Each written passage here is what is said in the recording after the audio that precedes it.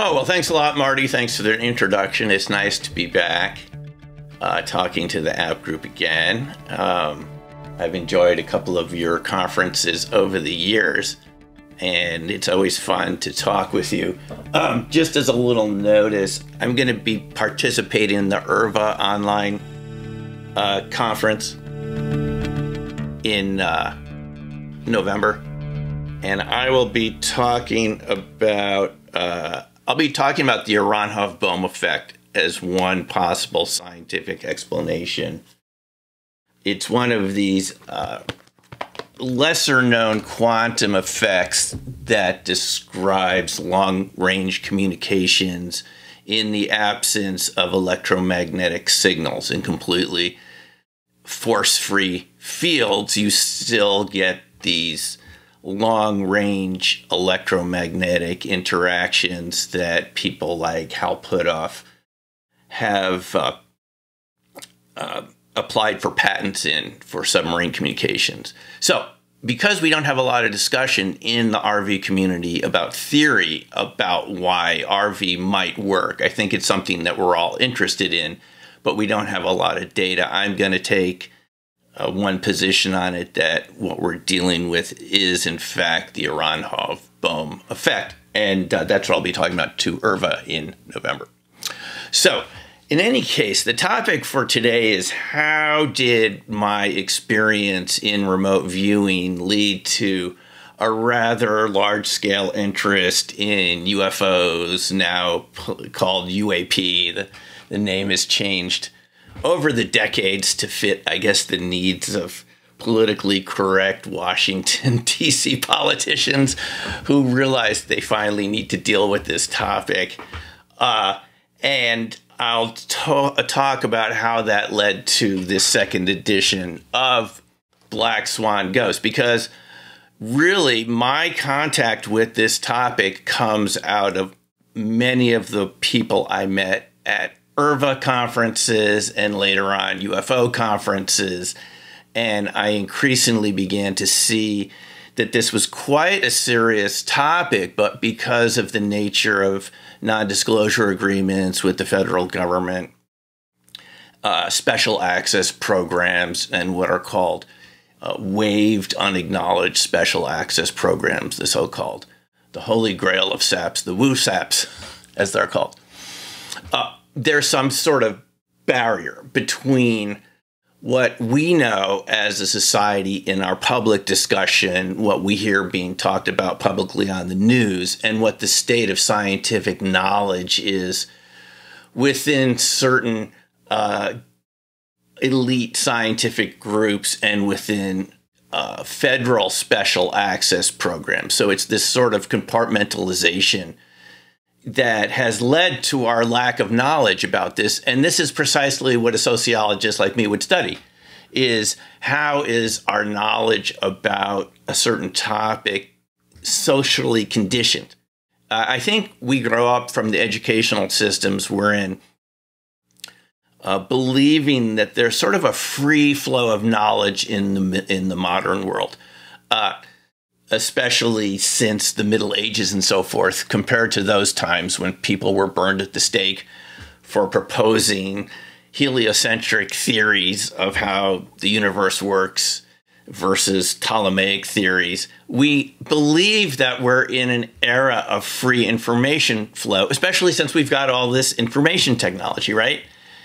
But the other side of it is this huge level of secrecy that seems to be involved with this topic, and that's really what got my interest, was talking to all these witnesses over the years and seeing the level of trepidation and fear that they had to completely tell me what they had seen, what their stories were, especially people that had worked in the U.S. military, because they felt that they had signed agreements that prohibited them from talking about contact with UFOs, crash retrievals, and even seeing ET bodies and so forth, allegedly. So here's the kind of paradox of this, is the more important the information is to our discussion of this topic, the less likely we are to hear from it because it's been more and more compartmentalized. And we all understand the reasons for secrecy and security. My dad was in World War II, landed in D-Day on Omaha Beach. He wasn't allowed to say a word of that, and I saw the letters later on that the censors had marked out that he sent back to his parents with just the minutest detail of movements and where they were in France and so forth. So we all get the importance of that. At the other end of the spectrum, if we don't have any discussion of topics like this, we don't have any growth, we don't have any social evolution as a society because we don't have any information, and then our congressional, senatorial representatives can't make intelligent public policy. So this is where the bind that we're in at the moment. But let me describe to you how I got involved with this. I think you'll find this is sort of interesting in how it ties into remote viewing classes, Farsight Institute, all the way back then in the 90s. This isn't a topic that I had any sort of particularly abiding interest in as a person. I think it started when my mom took me down to the Everglades in the early 1970s, going all the way back to the 70s for those of us who were around then. And we were out there, we had binoculars. My mom was an avid bird watcher. Dad and my brother didn't come along. It was just me and her. We're out there in the swamps in the Everglades. And there's an object that appears right above us that is as big as a full moon and bright or brighter than a full moon in the daytime. So I point to it and I say, Mom, the moon looks really weird. And she said, you know, she's looking through her binoculars. And she said, okay, sure. And I said, no, Mom, take a look. And she goes, what is that? The moon's over there. So we both realized this couldn't be the moon. So we had binoculars, you know, better than even the phones we have nowadays for Zoom, you know, like 10 really good bird watcher binoculars. We both look at it, and it was an amorphous object. It looked sort of amorphous at the edges, but within this circular greenish object, there was a definitive pattern of dots that formed, in my 11-year-old mind, a Z, maybe for zetas or something, zeta reticuli. It was like dots, perfect Z in a cloud-like object. And then, as soon as we began to look at it, it went from being completely stationary into a cloud. It accelerated in a rapid motion into a cloud, disappeared. We go, weird, what was that? We go to the ranger talk. We sit down next to people who had also seen it. And at the end of the talk, at these national park services, there are these amphitheaters. The ranger said, did anyone see anything interesting today? Well, this is the beginning of the talk. Expecting, maybe you saw crocodiles or storks or some sort of, birds or whatever. So my mom raises her hand. She said, we saw a UFO. And this ranger wanted nothing to do with this topic. She just sort of, anyone else see anything interesting today? Totally glossed over it. And there was a blackout at the time. The lights had just all gone out. So at the end of the talk, my mom goes up again and says, no, we really did see a UFO. And the ranger said, people see things all the time. It's probably a misidentification, and the power goes out all the time in the Everglades. So that was my little instruction as a very young person, even a preteen, that, someone from the government isn't necessarily going to tell you the truth, someone from the National Park Service, and that these sort of things really exist that we don't have any really good way of thinking about or describing. My mom always said, that's when they got you, they zapped you. That's why you got interested in all these weird topics later on. In any case, years go by. I never really heard much about this topic. Even growing up in the Hudson Valley in New York and Westchester County, as we now know nowadays, that this was the place where a lot of flying triangles were saw starting in the 80s. And as I'll show you, I ended up knowing a witness that saw it from the 70s, but I didn't hear about this until a couple of years ago. So I grew up in the Hudson Valley, never heard about the Hudson Valley UFO, went off to undergraduate, ended up at the University of Arizona to do my master's degree in Tucson in sociology, and I come across this book somehow in the bookstore. Now, U of A is really tops in astrophysics. They're one of the best astronomy, astrophysics schools in the U.S. So I would go to their Wednesday night astrophysics lectures and hear about things like dark matter, dark energy, pulsars, just completely fascinating topics. Actually, a lot more interesting than sociology. Just mind-blowing, cutting-edge science from some of the best people in the field. And somehow along the way, in the U of A bookstore, I came across this book by Timothy Good, Above Top Secret. Now, this is, if you know anything about UFO literature, there are books before Timothy Good wrote this book, like Frank Edwards' book, Flying Saucer, Serious Business, which is an excellent book, and several other books before then. But this was the first book that really went through case by case with lots of pictures. It had a foreword by Chief of Staff Lord Hill Norton from the UK. And you could, big, thick book full of many cases. And this book, I have found it on my shelf, but it actually didn't lead me to be interested in the topic. I can't remember ever having a discussion about UFOs from high school through college, believe it or not, with anybody. All I heard about from my teachers in high school is that these were probably misidentifications of the planet Venus, or hallucinations, or people who were drunk out in rural areas, and that Project Blue Book had explained all of this, or most of the cases, even though we now nowadays that they didn't explain about 20%. They said they couldn't explain 20%. But it's not like I really had an interest in this topic. I went through graduate school, just sort of like most graduate students, WSU, Washington State University, Pullman, Washington.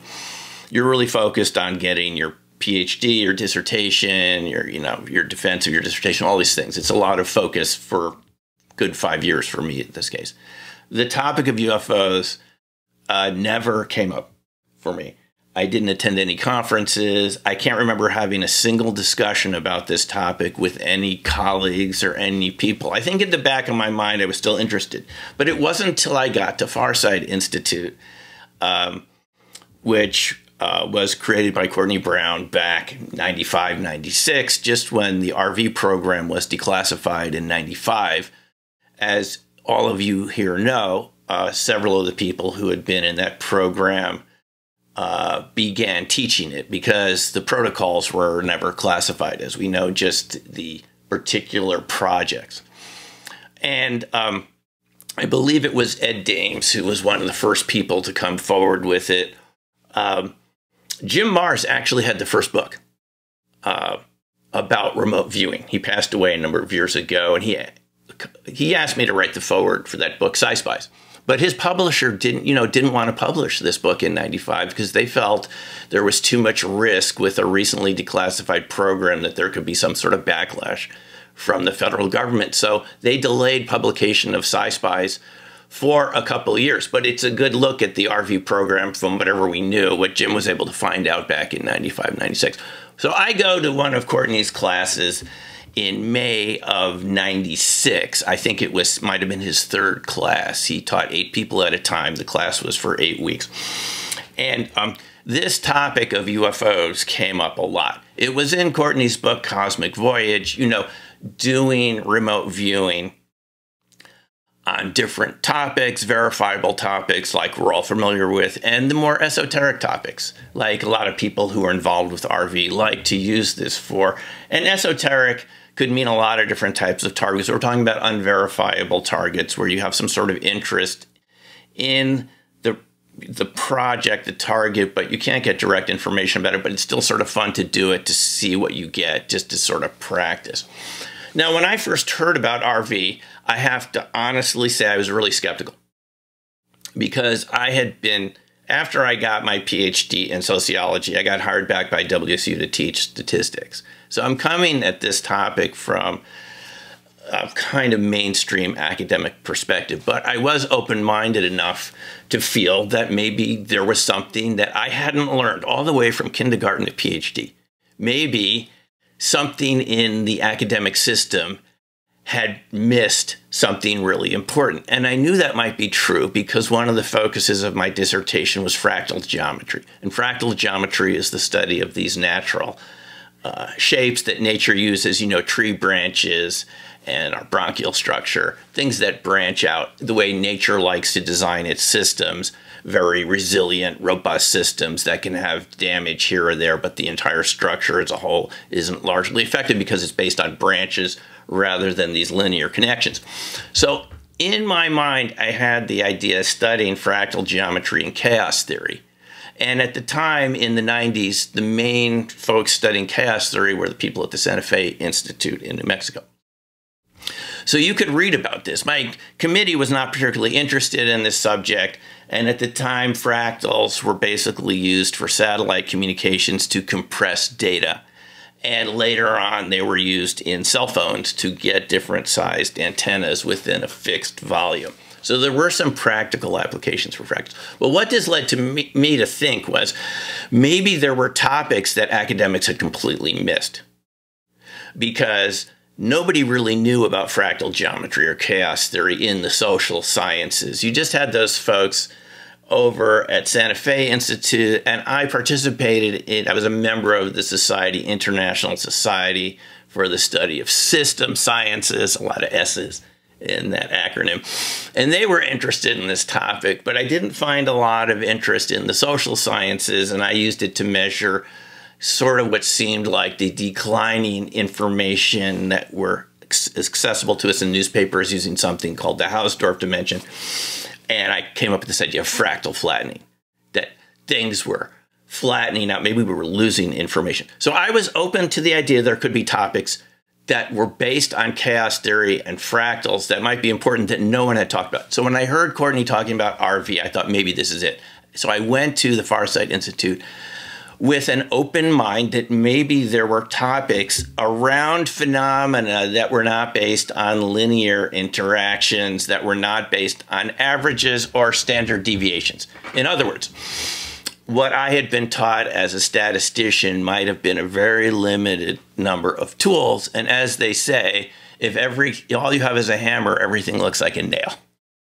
And this was my experience with social science. Is I had been taught to throw out outliers. This is what you're taught in social sciences with regression models, is that outliers ruin your coefficient fits to lines. You want things to look like lines for your regression curves to look good for your publications. So you're taught that it's okay to throw out pieces of data that don't fit your regression line. A couple, maybe it's one or two. So I was aware that data was being thrown out, something could be important. So I went to the Farsight Institute, and I was really surprised to see that people were getting target contact, including myself, within a day or two of training them, maybe a couple days max. They were describing those pictures and folders. Courtney was teaching what he learned from Ed. We know that Ed learned a kind of abbreviated version of CRV, according to Lynn Buchanan, that it was what Ingo taught him just as a minimal amount so he could be the secretary for the Fort Meade program, if I'm not mistaken. He didn't learn the entire system. So that's the system that he had taught to Courtney, and that's what we learned. But even that sort of simplified CRV system worked. People got results. I was astonished a couple times to see that I had really reproduced the target picture. It's on a folder. Traditional CRV system with random numbers put on the folder. And in my graduate school trained mind, I couldn't see how that information got from over there in a folder where it's just sitting there and no one's talking about it into my brain. So obviously there was some other subterranean type of communications channel going on here that no one had ever told me about. So I got interested in it, and I stayed on to become a teacher at the Farsight Institute because I had a PhD. Courtney thought I'd be a good person to be the senior instructor there. So when we had these classes later on in '97, we started getting lots of different type of people, including people that had worked in the federal government with NASA. And I think, as you all know, this sort of topic, RV, attracts people who just feel like they have something to say, and they're going to be around people who are not hostile to what they want to talk about. They're just sort of around like spirits, kindred spirits who will be open-minded.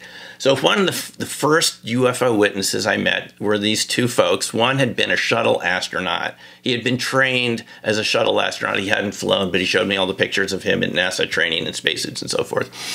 And he told me about triangular craft.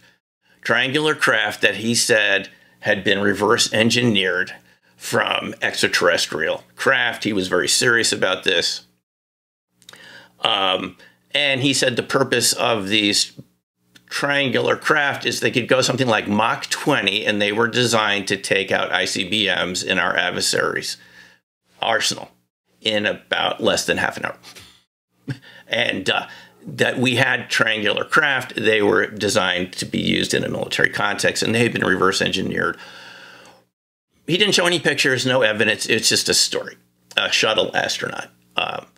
And then another person I met was a guy that had worked for NASA as a private contractor, who said that his job had been to transfer NASA's 16mm films to VCR. He was an expert in VCR technology, and he had developed a device that you could just feed the 16mm film in and then transfer it to VCR, which would have been popular in the 80s when the technology was invented, 80s and 90s.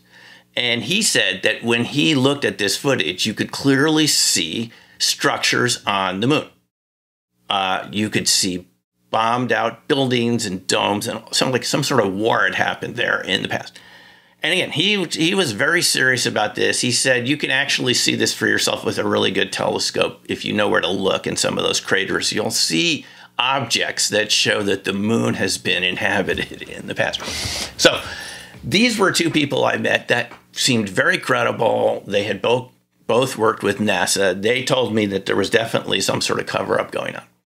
And that led me to branch out from RV to start going to UFO conferences because I wanted to learn more about this topic. I didn't know very much about it apart what people were saying at Farsight Institute. And a lot of that were the typical stories, you know, about grays and reptiles and things. And I wasn't sure if any of those stories were true.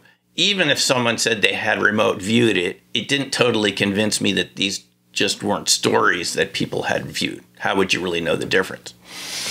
So I thought the only way to find out is go get more information. So I started going to UFO conferences. The first one I went to was in Denver, Colorado.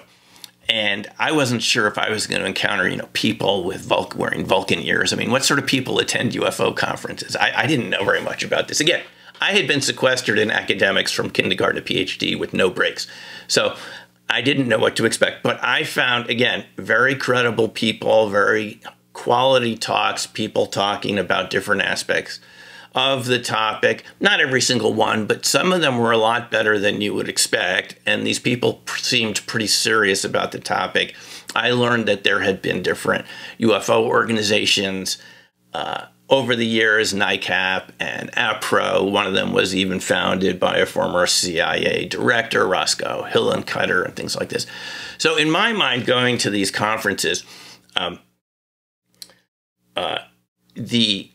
there were a lot of reputable people there, and it seemed like they really had good evidence, and they had good reasons for really not wanting to always talk about this in public. I learned about these different sort of programs, and I just started going to more and more of these conferences, and I ended up going to many in the Las Vegas area, mostly the International UFO Congress, and one by the Bob and Ryan Woods, the UFO Crash Retrieval Conference that started in 2002, and I think I went to about 10 of those. So I only missed one or two of those. And just because the type of people I kept meeting seemed very credible, and they had a lot of stories to share. And I found that the more I got involved with this topic, it was exactly the opposite of what I thought I was going to encounter. I encountered more and more credible people, people that had worked in the government, people who had served in the military with some sort of firsthand knowledge about these programs, about crash retrievals, about the extreme levels of secrecy that seemed to surround this topic, and basically a lot of resources put into disinformation by the federal government, you know, which we know is standard operating procedures for special access programs. You know, we're told that for some of these special access programs, more money is spent on hiding them and making them, you know, look like they're just some sort of ordinary organization than on the program itself. So the more information I gathered, the more I realized that this was a topic with thousands and thousands of really good witnesses that the mainstream public had never heard from. And that's why I started to think of it as a potential black swan event that would eventually affect our society. That name comes from Nicholas Taleb's book, The Black Swan. And as you know, he's written a lot of good books about, basically, to sum my understanding of Taleb is bias. How we're biased by the institutions we're around, by groupthink, by professionalism, to create narratives that may be socially acceptable at the time and may be favored by our employers, but increasingly deviate from the truth. And in our lifetime, one of these big black swan events was the credit crunch of 2002, 2007, 2008. An event where a lot of banks had insured each other in a sort of kind of a domino scheme. If one of these banks went down, I think it was Long-Term Capital Management, first in Connecticut, and then was it Lehman Brothers or something, that because they were all interconnected. And we saw an event like this last weekend with the CrowdStrike Microsoft bungled update that paralyzed a lot of computer PCs over the weekend, including a lot of airlines, which is still they're being affected by today, where there's a disproportionate impact from a small failure because the systems are so tightly coupled. Now, this sort of resonated with me because back in sociology, there was a guy named Chuck Perot. I believe he was from Yale. He had written a book called Tightly Coupled Structures. And the book was about if you tightly couple structures too much, you increase failure rates and make the failures catastrophic, right? So the way nature deals with it, with fractals, going back to the study of fractals and chaos theory, is instead of just a branch breaking off the tree and the rest of the tree being okay in a storm, the way modern societies have built their technical and economic infrastructure, that the parts are so tightly coupled. Again, we saw this last weekend with the CrowdStrike Microsoft update, that if one component fails, it can just spread throughout the system really rapidly and cause a catastrophic failure. And this is sort of the idea behind black swan events, is that they're not just events that, have a big impact that are rare. They're events that we discount because we've been told to discount them, that could have a disproportionate impact and create a huge failure that we don't anticipate. In the case of the credit crisis of 2007 and 8, that happened because the people working at the banks who were involved in something called risk management had modeled this type of potential failure of interlocking banks, their insurance, interlocking reciprocal insurance, all failing simultaneously so that they all were decapitalized very quickly or potentially. And they all could have a huge failure. They put the odds of that as happening in like 1 out of 10,000 years or something like that. And yet that failure of the credit crisis of 2007-8 happened just a year after those models were created. So they were off by huge magnitude in terms of the likelihood of such a failure happening. And as you know, the government had to step in that weekend and loan all these banks a lot of money, even some of them that didn't want it. They all had to accept this money so that the banking system was still working, if you remember that day in 2007 or 2008 when it was. Otherwise, the banks wouldn't have been open on Monday morning, and which we know what that would have led to. So that's an example of a black swan event. Now, having encountered so many of these witnesses now over the years to UFOs, crash retrievals, and even witnesses who implied to me, they haven't said it directly because they weren't sure if it would violate an NDA to talk about having seen this, implied they had seen extraterrestrial bodies at an Air Force base. That the amount of witnesses that we have out there who know about this, and I'm just saying this based on the people I've talked to who haven't felt comfortable coming forward with this with their names, would lead to another type of black swan event in the minds of the American public.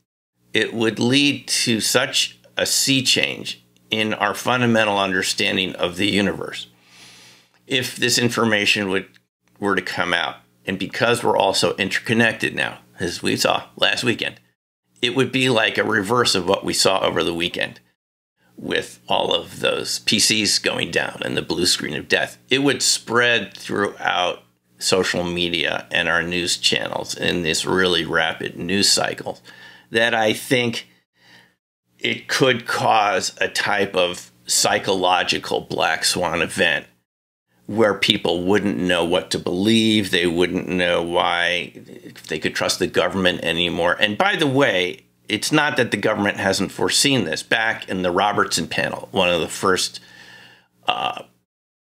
efforts by the federal government to assess the impact of knowledge of UFOs on the American public, the Robertson panel concluded that no matter what the truth behind the phenomena, and there's a lot of different points of view on this, by the way. It's not all that it's just ET coming here with advanced technology. There's other scenarios where these are inhabitants of the Earth that just don't show themselves very often. They may precede us.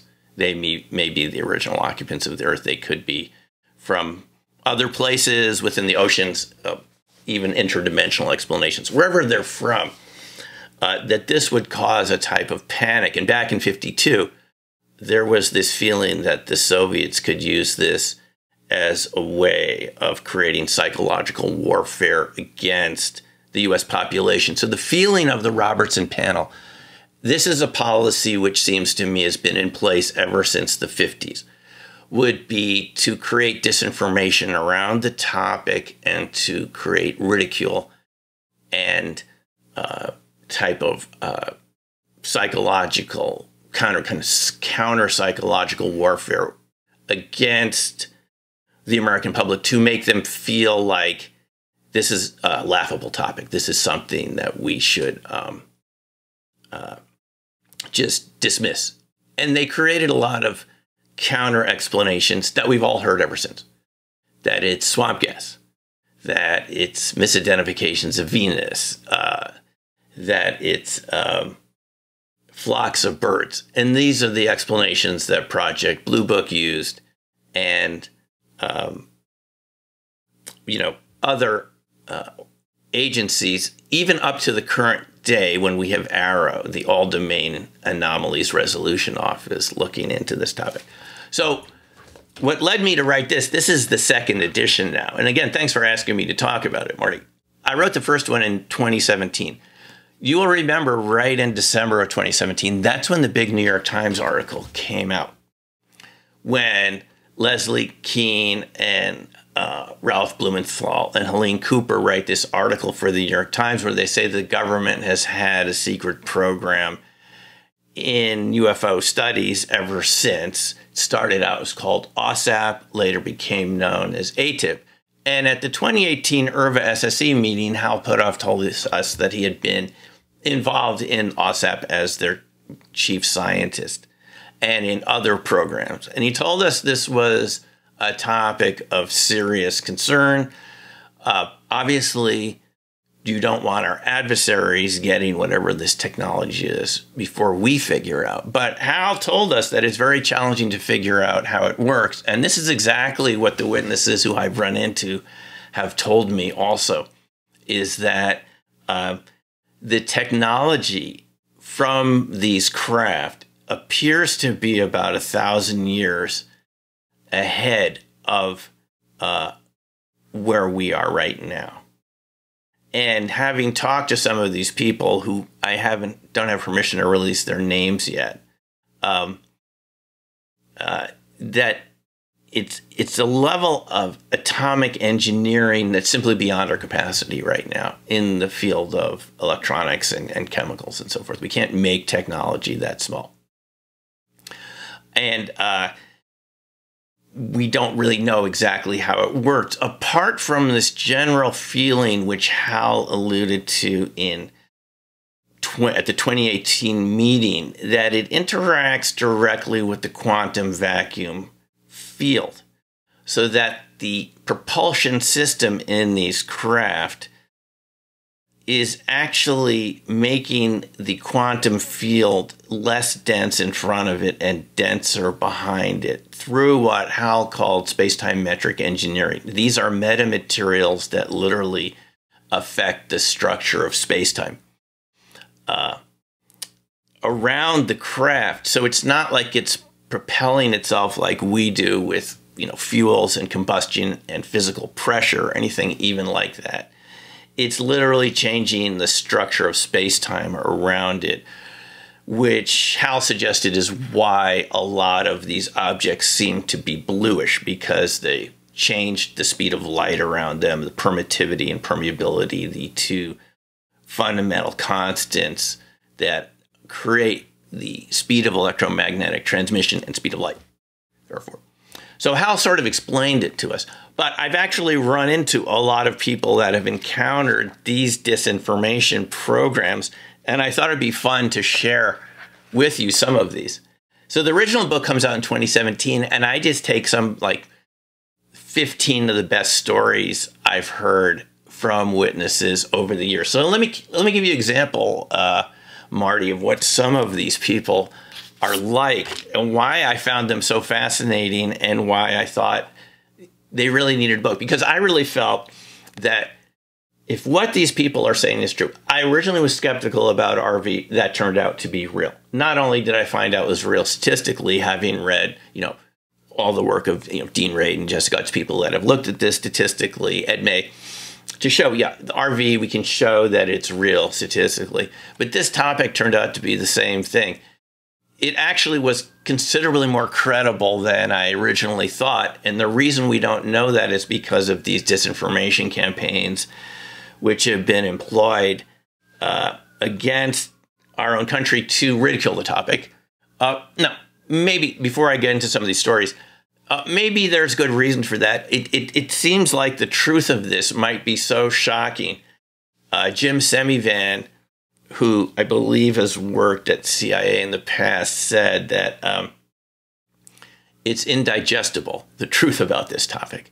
And you can imagine the full range of things we've heard about, from human abductions and maybe animal mutilations and incursions into the Northern Tier Strategic Air Command bases, neutralizing nuclear weapons, things like this, an entire range of phenomena, that it has such a broad impact on us in different ways.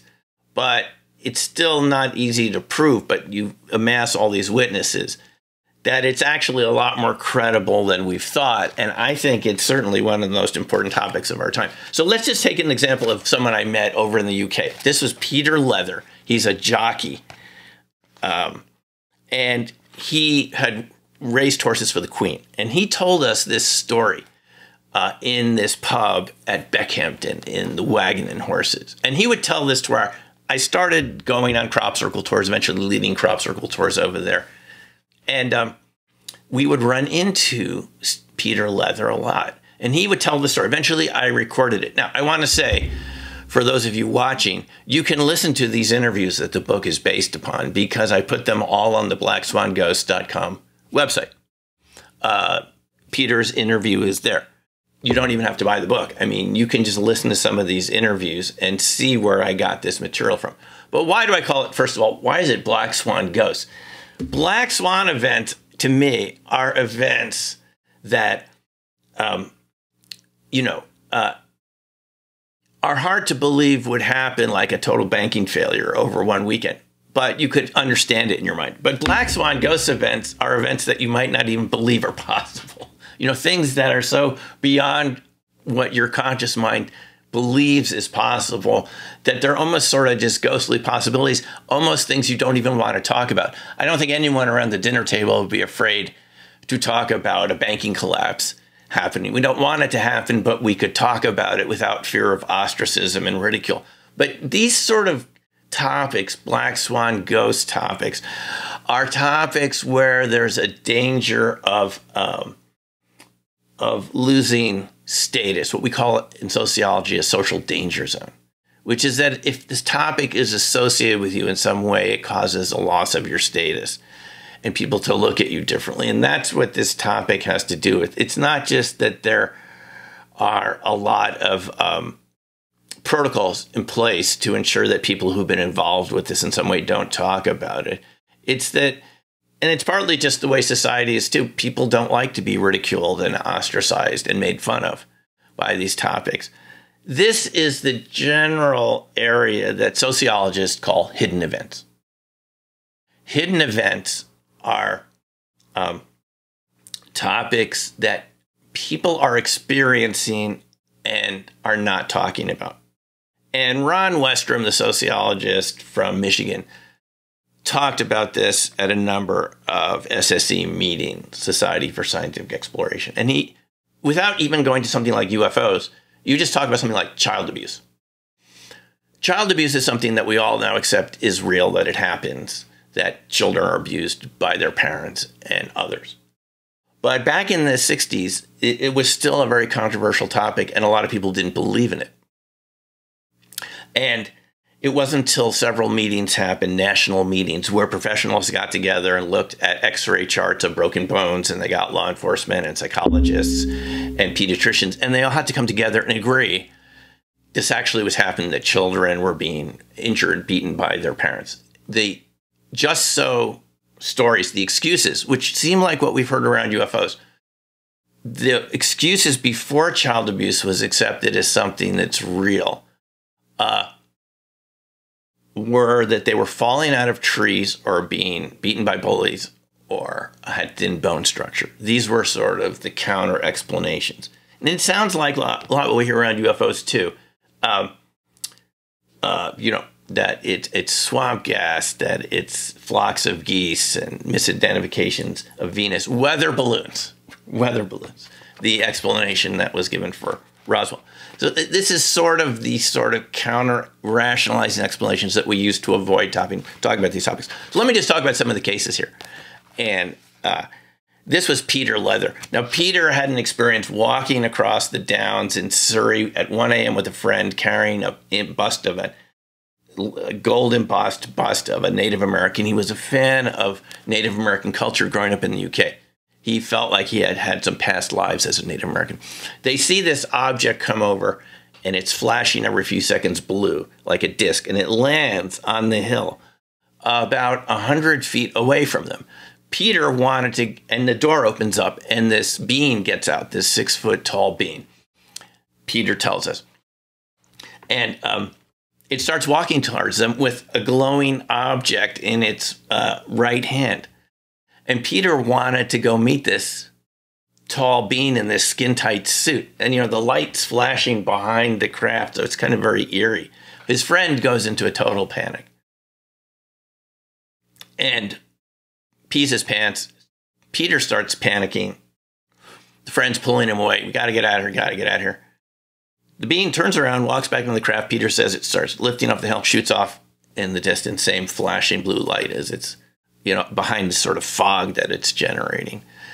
So Peter wasn't sure what they'd seen, but they go over, they flag down a car. Turns out some friends on the highway go to the nearest police station. He said in those days, in the 70s, in the UK, there were UFO reporting forms at the police station. So they fill out this form.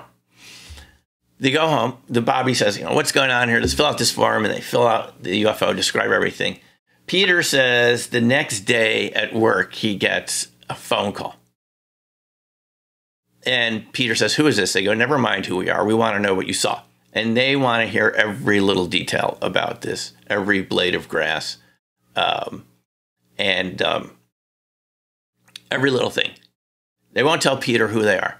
But at the end of the call, they say, Mr. Leather, what you saw was a weather balloon. And Peter says, I didn't see no blankety blank weather balloon. And he slams down the phone.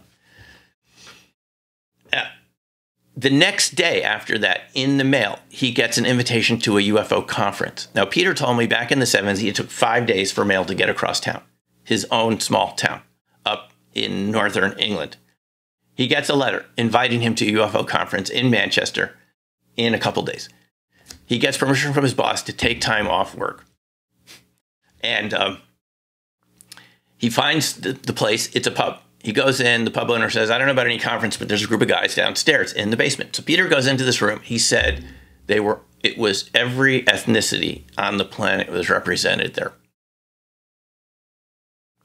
And they all had a type of uniform, but he couldn't tell what branch of the military they were. It wasn't clear from the insignia what they were from. They were from some organization. They say, Mr. Leather, please come in. And Peter says, oh, is this the UFO conference? And they said, well, we want to hear about your story, Mr. Leather. So they grill him through, go through every little aspect of this, every blade of grass, the whole thing. And they have him draw out what he saw of the craft landing, the being getting out, walking towards him. And at the end of the drawing, they said, Mr. Leather, what you saw was a weather balloon. Can we have your drawing? Can we have the drawing of the weather balloon? And you're welcome to leave now. And they ask him, and he leaves. That's the UFO conference, right? So that's just a funny story that it seemed that even back in the 70s, he said they felt like the UN.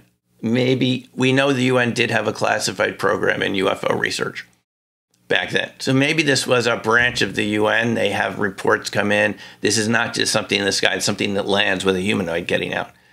And they feel it's important enough for them to go meet with him and talk. So that's just sort of one story in chapter 7. Peter the Humanoid, the Strange Phone Call, the Mysterious UFO Organization. And this is the type of thing that you encounter over and over again. Here's another case. Again, Louise Voves. She's no longer with us, but I met her in central North Idaho. Her story was a friend introduced her. She had been picking huckleberries with her brother in Usk, Washington in the late 70s. They were out there. There was also a mother and their son. Her brother made huckleberry products. It was the perfect time of year to be out there in the summer in Usk, Washington. They see a flying disc come over, typical falling leaf pattern. You know, it's kind of wobbling. And she said it hovered for a while, and then it went straight down over the meadow, made a whistling sound, and flattened all the plants, flat as a pancake. Flattened the plants. It's not a crop circle. It just flattens the meadow plants in a straight line as it leaves. The mother and son panic, go to the nearest phone booth down in Usk, the town of Usk, which is a very small little town if you've ever been through there. Call the sheriff, and within a couple hours, the military is coming up in a huge convoy from the air base in Spokane. I forget what it was called. It's now called Fairchild.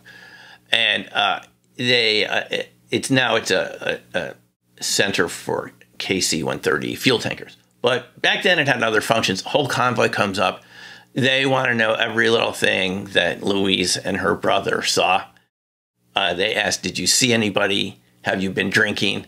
She said they took out instruments, Geiger counters, things like that, were measuring the soil. And then they say, you have to leave. And they sealed the entire area off. Now, her brother wanted to go back to get the huckleberries. They went back, and they said there were Jeeps parked a mile out from this area of the sighting with tank traps dug into the road so that you couldn't even traverse it, you know, these kind of deep ditches and stuff. That's how secured the area was. And a friend of theirs went back to the area a week later, and he was still turned back. So they were taking this seriously enough, even though the object didn't land. She said it had lights going around it, sort of typical lights. She said it looked like two tortoise shells put together, back to back. So we kind of can imagine what she saw. So she's also up there as a witness on the blackswanghosts.com website. So this is just someone that I met, you know, casually. Now, none of these witnesses, I'll point out, I wasn't looking for people to write a UFO book. It's just that I started encountering people who told these great stories. And I think one of the main characteristics of them that led me to want to write the book is they had never told their stories to anyone else. I mean, you couldn't read about these stories in anyone else's UFO book. And I realized if I didn't write these stories down, they could be completely forgotten. These are great stories from reputable people who never wanted any publicity. They hadn't talked to anyone. They hadn't been to UFO conferences or anything like this. And here they had, it's like hidden events. Like they have something that happened to them and they're not talking about it. So that's Louise Voves. Just a great story. She's not with us anymore, but her daughter wrote me to thank me for doing the interview because it's the only video footage they have of her in her bakery up in North Idaho at the time, about 10 years ago. So here's another interesting story. I'll just go through a few of these. And then I'll tell you about some of the cases I revised it, and then we can have questions and just talk about this topic. Joy French. Joy was a woman that had had an experience, and I met her because she put ads in the local paper to have UFO meetings. She would pay for the room at a hotel in northern Idaho and just say, people come with your stories. And I recorded a lot of these, and there were one great story after another of this sort of close type of contact. What motivated her to do this is she had worked in Alaska Airlines most of her life. Her husband actually had worked as a technician for Sylvania on the missiles at Great Falls. That's what he did, was keeping the missiles up. And he had told her years ago that there was something funny going on with the missiles related to UFOs. Okay, so I think this is what got her interest going in. It was her husband telling her. Remember the Maelstrom event in '67 where Robert Salas says that 10 ICBMs went down. The guard saw something hovering over the launch control facility, and the missiles went down. And so his job would have been to repair things like this, her husband. Anyway, this is her story. She's going up. She calls a friend one night, says, let's watch videos together. She's going along on Mount St. Helens, and this is before it blew up. And she's driving her friend back to her place. All of a sudden, they see a glow come down from above on the car. The radio starts to crackle, and the engine stalls. The sort of typical type of story, right? Her friend Don is an auto mechanic, so he gets out and says, check your car out. And he goes, lifts the hood. The light is still coming down on them from above. He says, there's nothing wrong with the car. Try starting it again. She remembers starting it again, and the next thing she knows, it's 8 hours later. 8 hours of missing time. She's back in her bed, and he's back in his bed down the mountain. She doesn't remember how he got back to his place, how she got back to her place. She does have one memory of him driving the car at one point, but she never let anyone drive her car, she said. But all of a sudden he's driving, and there's no memory, and it's just 8 hours of missing time. They meet the next morning and agree never to talk about this again because people will think they're strange. So this is just what it did lead her to have these meetings. But again, it's just another interesting case. Why someone would get interested in this, right? You can kind of see how this impacts us. It's just at the edge of our perception, and because we don't talk about these sort of topics because they're hidden events, we don't have a really good frame of reference, a metric by which to talk about these phenomena. Here's another great story, chapter 10. This is a guy. Part of our crop circle tour, we had Colin Andrews, who's a crop circle researcher from the UK, lives in Connecticut now, but he was our guest expert in 2010. He set up a meeting in Wales for us to talk to UFO witnesses. This guy, Ken, said, just another credible, here's a police officer, a bobby, as they call them in the UK. His son one night says, Dad, come out, there's something coming down in the sky, and there's a big object up there slowly coming down. He runs out to the golf course where people have set up telescopes and see something land in the woods. It's his shift to go to work at the police station. He gets off duty at 6 a.m. They haven't had any calls or much happened. He's driving back, and he says he sees an 8-foot-tall spaceman by the agricultural cottage with its back to the walls and its hands up, extremely tall, in a sort of a suit, like a humanoid in a sort of a suit. And it is the strangest thing he's ever seen. And he keeps driving. He said he was glad he wasn't on duty because he would have had to go over there, but he didn't want to go over there because this thing was so big. You know, and the sighting of this thing coming down outside of town had just been earlier that night. He goes home. His wife sort of says, oh, come, nothing happened, so forth. But he did find around that week in the UK, there were other cases of people meeting humanoids on the road, including a woman named Joyce Bowles, who was over in near Andover, who said that their car was pushed off the road. They saw this craft landed and their car was pushed off the road. It stops and these beings come over and talk to them through the window. A blonde being talks to her through the window. The car starts again. She drives away. Colin investigated it, saw where the vehicle skidded off the road and so forth. That happened around the same time. So that's another person that I added into the book, Ken, the policeman. I mean, when these people tell you their stories, folks, they're just so credible. These are such salt-of-the-earth people, and they've never talked about it really much before to anyone. And this is just for historical reasons why you want to record these stories. Lynn Buchanan is in the book. If you'll remember, Lynn has talked about this a number of times, where he had this sort of memory of something being taken on a ship, and it had been when he was moving, and his wife was somewhere else at the time involved in the move. And he remembers someone coming around the side of the house and taking him into this craft. And she was asked at one point to fly the craft. They even offered him a position to be the pilot, but he said he had a family, he couldn't do it. And there were people on the craft. It made him very uncomfortable. They were alternately crying and laughing. And they bring him back. And he was never sure if it was a dream, but he said a couple weeks later he got visited by men in black over at Fort Meade.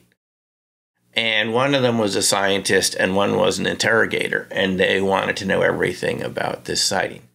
He wasn't sure if someone had talked from the RV unit. I think he had mentioned it or something, but who's ever in charge of these things found out, and they asked him especially how he flew the craft. Lynn said that there were these little dots, and you would use your fingers to bring them back together, and that would keep the craft stable. And that's what the pilot did, was to kind of bring these dots together on this screen. And he had large hands, so he could operate the screen. When he described this to them, he said the scientist slapped his knee and said, so that's how they do it. And then the other guy seemed to got upset and made them leave. The two guys left. So this led Lynn to believe that this really happened. It wasn't just a dream, that this was a real event. So even Lynn is in Black Swan Ghosts. But there are just so many. Okay, reverse engineered materials. There was a guy I met in Boulder, Phil, who was at different, scientific type meetings, SSE, so forth. He was very open to share this story. He said he might have been breaking an NDA, but he didn't care. He said he worked for JPL, and he worked at an aerospace company for JPL. He said this is how they get the materials to the aerospace companies, is NASA gives it to JPL. It comes through JPL, the classified part of JPL and NASA. And they were given this material, and they were told the people who made it left. Can you figure out how it works? And Phil said, everyone looked at this, and they said, this is way far advanced of anything we've ever designed, aerospace engineers. This is not ET. So I asked Phil, I said, so you thought it was ET, right? It's sort of my job as the researcher to kind of circle around the question a little bit. He goes, no, I know it was. I'm 100% certain it was. It was just by the way they presented the material, and that none of us could understand how it worked. Now, he is not the only person I've encountered. In the updated version, I mentioned, this is why I wanted to do a revised edition, guys, I keep meeting more witnesses. And it's not like, again, I'm out, share a story with me. It's people come up at conferences. They hear you're involved with RV or other topics like this, even mentioning crop circles. They feel like you might be open to hearing their experience. They don't want to break their NDAs, which makes sense, but they want to share their stories. So this engineer at one conference, this is someone that was involved in inventing the PC, as we know. That's all I'll say. And this is someone who's very well known in Silicon Valley. And he told me the same sort of thing that Phil. But this was a large piece, about 3 feet across. And over the course of a couple of days at this conference, he kept describing me more what these materials looked like. He said it was about 3 feet across. He believed it was from the Roswell wreckage. He said the craft would have been 80 to 100 feet across based on the curvature of the piece he was allowed to handle. He said it was made of isotopic ratios of the chemical elements that aren't found here. If you looked at it and did an analysis, the isotopic ratios were not what was found on Earth. He said you could make them, atom by atom. It'd be really expensive and take a long time. But the entire 3-foot sheet you'd end up with a millimeter after a couple of years, a square millimeter. This is the whole sheet of it. He said it had to come from another part of our galaxy, his words. That's where you would find these isotopic ratios in an older part of the galaxy than our area section, where different suns are active with their own elements, where, the chemical elements come from stars and so forth. And he said that it was 1,000 years ahead of our technology, and it looked like it had been assembled in a zero-G environment. And then he said, he went on to describe what it looked like. And I put the photos in the book of what it looked like to see the materials. This is not his drawing. This is my drawing. He said these were wires, really tiny wires at an atomic scale that would grow and diminish in thickness throughout the hull of the craft. And occasionally there were these hexagonal shapes that the wires would loop around.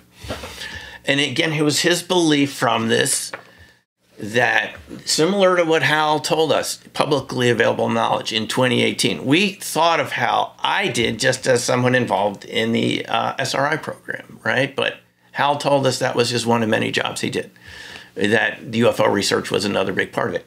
What this engineer told me was exactly what Hal said, that it interacted directly with the quantum vacuum, changing its density.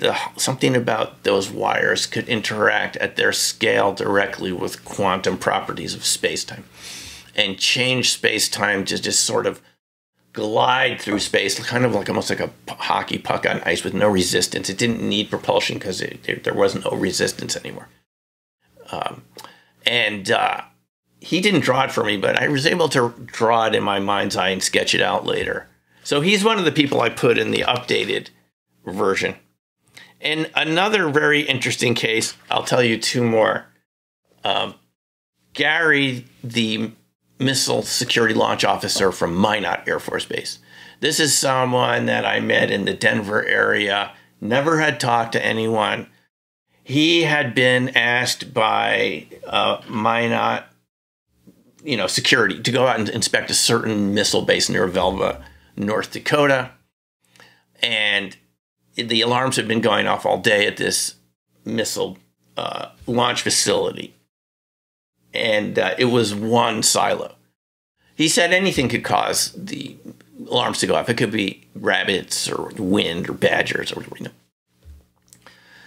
animals. They go out there, and he said there's a huge craft, blindingly bright, and as soon as their Jeep gets close, it lifts off vertically into the sky. I asked him the shape. He goes, you couldn't tell. It was so bright. But it took off, and shortly after that, jets took off. You could hear jets take off to chase it. They were burned on the right side of their bodies. Everything on the right side of the security alert team truck, the Jeep was burned, including their M16s. And Terry Lovelace, who's written his own book about his own abduction on a triangular craft while taking a break from the Air Force, Incident at Devil's Den. Terry's someone I know. Told me that what Gary described, the inside of these missile structures being a security guard, it's what they look like because he was served around the same time at these Minuteman facilities, one of the variants of the Minuteman missile systems. And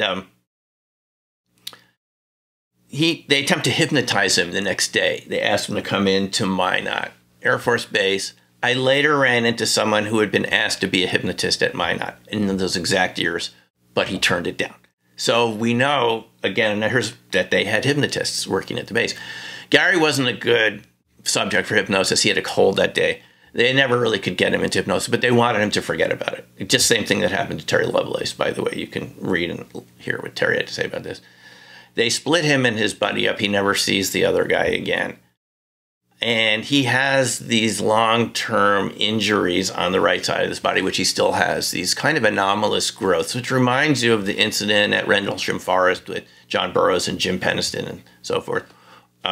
Now, just talking about Rendlesham Forest, one important event I went to in 2013 was the citizen hearing for disclosure. It was a privately funded event, like a mock congressional hearing at the National Press Club that was created by the Paradigm Research Institute. They could not get any sitting senators or Congress people to attend this event. They wanted it to be like a hearing. There were 40 witnesses from around the world.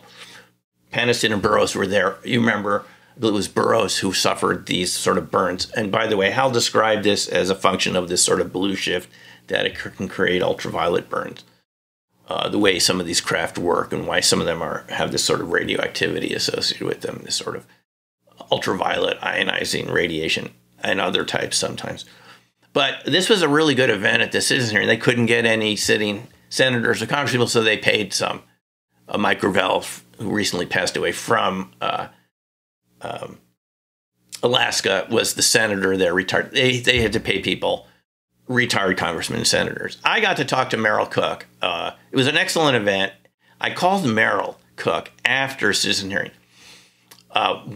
And I asked him what he thought about this, because he said he didn't know anything about the topic. He said it was a lot of very important witnesses, and he was concerned about aircraft safety, just hearing from the people from the FAA and pilots about the effect of these craft on global airline safety, just at a bare minimum, which is something we're hearing from Congress right now.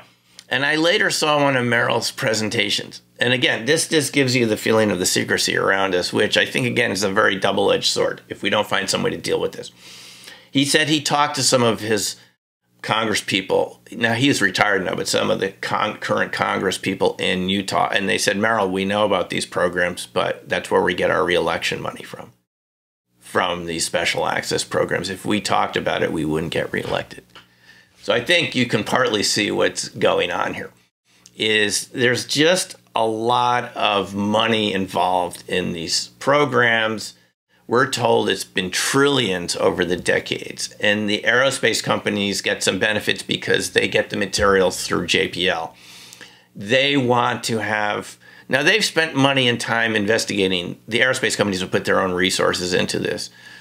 But then who does it belong to? You've heard about the Schumer-Rounds Amendment, which was taken out of the last NDAA, but it's been reintroduced in the Senate. Again, that the U.S. government, and I don't know if I agree with this or not, should have eminent domain over any non-human, NHI, non-human intelligence technologies. This is how far it's progressed since I wrote the book in 2017 to now there are bills being added to the National Defense Authorization Acts yearly in an attempt to get some leverage by Congress, power of the purse, over where this money is going in the Department of Defense and so forth in these programs, to the extent that Chuck Schumer, who was part of, my growing up in New York, Chuck Schumer was a household name. He's a congressperson from New York City.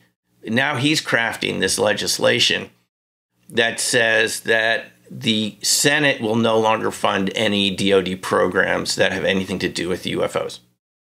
They won't fund any SAPs any longer that have anything to do with UFOs. It'll be illegal to fund these, and they will cut off the funding unless there's some sort of full disclosure about what's going on. And there's this review board being set up to look at all of this. So we're making progress, I think, with respect to this topic. But this is no different than civil rights in the past, women's suffrage 100 years ago, just giving women the right to vote, child abuse, hidden events. These are challenging topics. We grow up with certain attitudes, with bias and with bigotry and hostility to people who are different. And this hostility has been directed towards a lot of these witnesses. I don't think it's an active program anymore, but we've had people like Richard Doty come forward, and I interviewed him at the Laughlin MegaCon, UFO MegaCon, a couple of years ago, and he said his job at Kirtland Air Force Base was to pay journalists in cash not to write about some of these UFO stories from witnesses in the area. Now, they had some good reasons. They wanted to protect what was going on at Kirtland Air Force Base, but they definitely played up making fun of the UFO angle because they didn't want people looking at that topic either, because it might lead to looking at the drones that they were using for security at the base and so forth. But Doty said he regrets it now, but he was part of this Air Force Office of Special Investigations disinformation program, which was a nationwide program to ridicule the subject, avoid it. Let me tell you about one more case that really hit home for me. My own high school wrestling coach, Vinny. I remember Vinny from high school. I wasn't on the wrestling team. I was on the debate team. I was co-captain of the debate team. I knew people on the wrestling team. I learned from a friend that Vinny had seen the Hudson Valley Triangle in 1979, just recently. Nobody talked about it. My classmates saw it. He saw it. They were coming back from a match at Mamaroneck High School on a Saturday. They left in a Saturday afternoon, walk out of the Mamaroneck High School, and there is about a half mile up a huge black triangle hovering over the high school.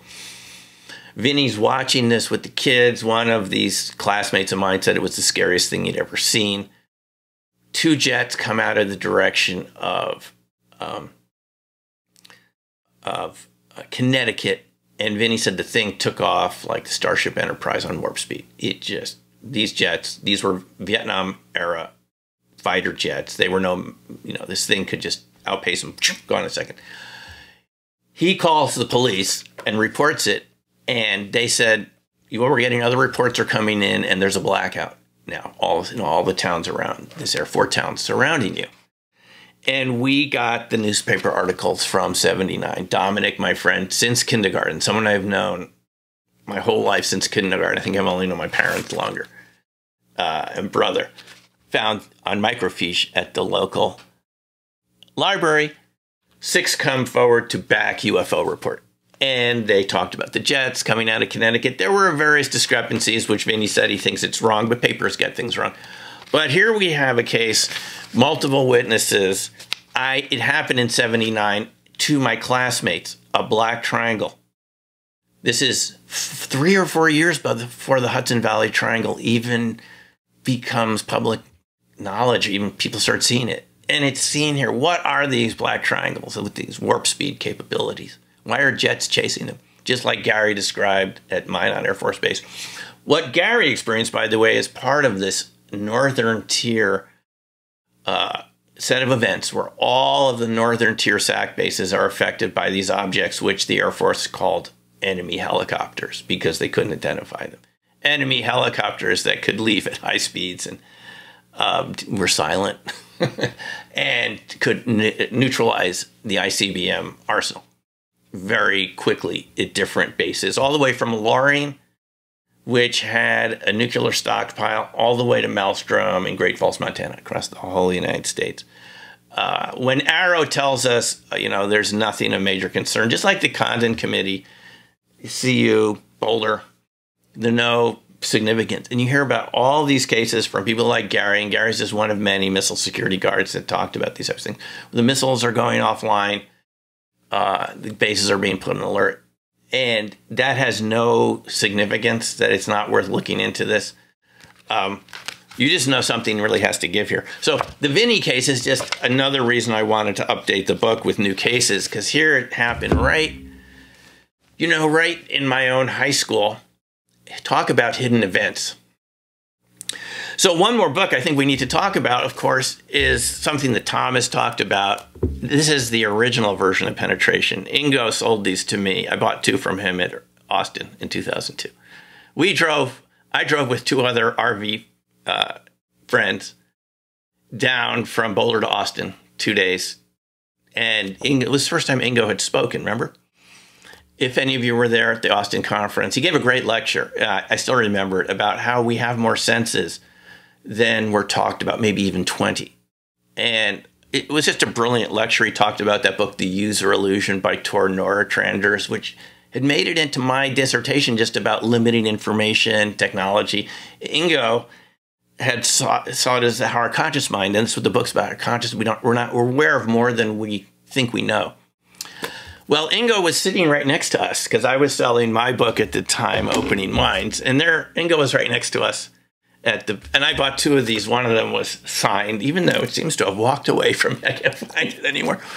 This, as you know, so you've heard Tom lecture about this at different conferences. I think at your conference, Marty, right?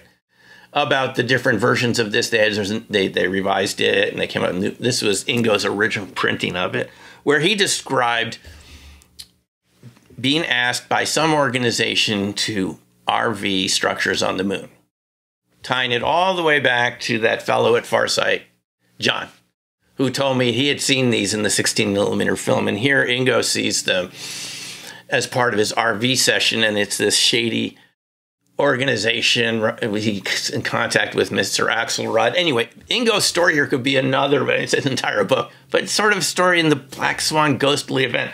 Did it really happen? Who was this organization? Was he even dealing with humans? They seemed human, except for the twins, right? If we remember from the book. That looked identical, he said. And they take him up to Alaska to see water being sucked out of a lake by a triangular craft. And as some people have suggested to me who know about these things, who've worked in OSAP, we're not sure this was a real, there's no evidence this was any government, U.S. government organization. This was them. This was the ETs testing us. How good is their RV? How good are these humans at RV? Right? Something like that. That's, I think, what Ingo might have concluded himself. I don't know. Maybe Tom can comment on that. But I think to kind of sum this up, and then we can have questions, and I'm happy to share more stories if you want. There's more excellent stories there, which I haven't relayed to you. What I think could be going on here, why it could be indigestible, as Jim Semivan said just a couple days ago. It may not be that we're dealing with extraterrestrials that look like extraterrestrials. As Robert Dean told me a long time ago and gave lectures in this, he worked at SHAEF headquarters for NATO. He came across a book, and Robert Dean's no longer with us, he's passed on, that said that there, you know, one night it was boring and he was looking around and the guards say, hey, do you want to see something interesting? And they hand him this book, which is for extraterrestrials that NATO has identified. They didn't want the U.S. government, NATO wanted to do their own study. There were the typical ETs, and there was one that looked exactly like us. And this seemed to be the greatest cause of concern because they could have already infiltrated our society in ways that we can't even comprehend in important positions within our society. And I think Ingo's book, Penetration, suggests this, is they can look exactly like humans. And they could convince you they're part of some government organization. That's just one possibility here. So in terms of disclosure going forward, there may be reasons not to completely disclose this because you don't want people just being afraid to leave their house, right? We're just getting over the economic ramifications from COVID. You can see what happens when people stay home. So I think this is actually one of the legitimate reasons not to completely have full disclosure. If they look like us and they're already extraterrestrials, interdimensionals, NHI is the new word, is already amongst us, and you're dealing with them right now and you don't know it. This is just one scenario. I don't have all the information, obviously, and nothing I've learned from these witnesses, I don't have any pieces of anything. None of the witnesses I talked to have any pieces of anything. So there's no reason not to have these conversations and share this information in the book. But we do need to have a larger discussion of it. There's 2 websites you can go to before we go to questions. One is the so-called UAP Caucus, which is lobbying Congress to UAPcaucus.com, and they're lobbying Congress, your congressional representatives, to have open and public hearings about this, as well as the New Paradigm Institute. Danny Sheehan's involved with that. He's been involved with this ever since Carter. He saw things in the classified section of the Library of Congress that led him to believe this topic is real ever since the late 70s, and he has the New Paradigm Institute. They also have 250,000 members. There's a petition you can sign,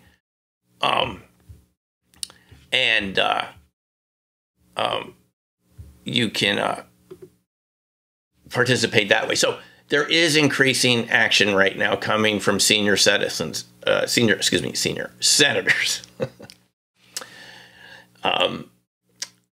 to get this out in the public in some way or form, so that it's not just a ghostly topic. And we can hear. I'm convinced. I've only tapped about 15 or 18 witnesses in this book. I know there have to be many others that we haven't heard from. And the reason I know it's true is some of them didn't want to appear in the book. I'm thinking about those witnesses who've served at the Air Force bases, who've seen something.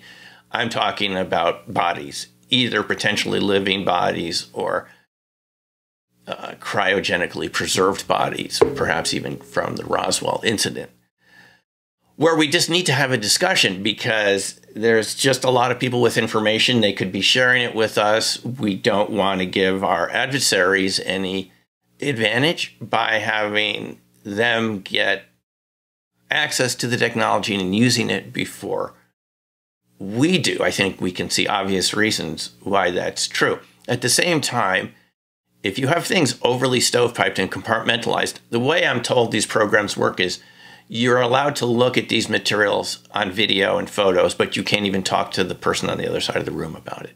Each person is so specialized and compartmented into their specific aspect of looking at these materials. I'm told there could be as many as 100 different crashes that the U.S. military has access to.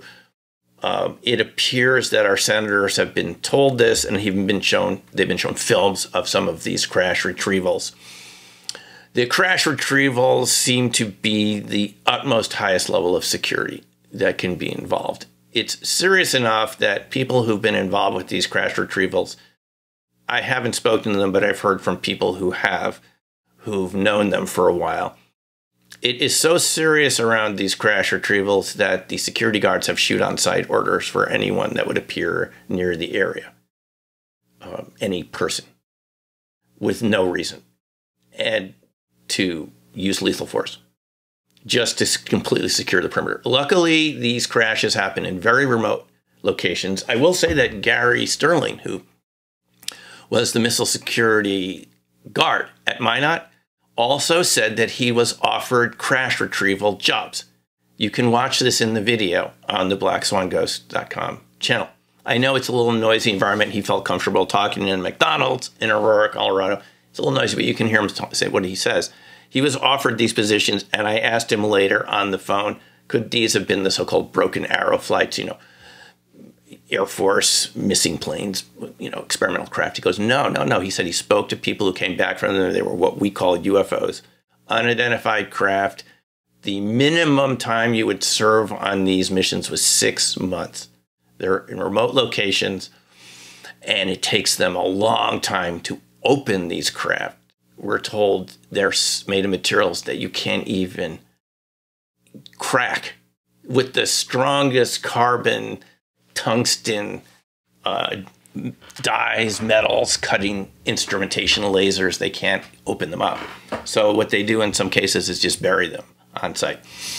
Gary said his job would have been to disguise the outer perimeter. He wouldn't have been one of the people that went in the craft, but they needed people to go way out on the perimeter from these crashes and make it look like a traffic rediversion or a logging operation or something benign like that. He didn't take these positions, but he spoke to people who had come back from them. So it's really a question right now is, and this is an open question, who does the technology belong to? Should this just be the purview of private aerospace companies? Should it be open to congressional inspection? Some of them certainly feel that way. There is a new bill being tacked on to the NDAA for 2024.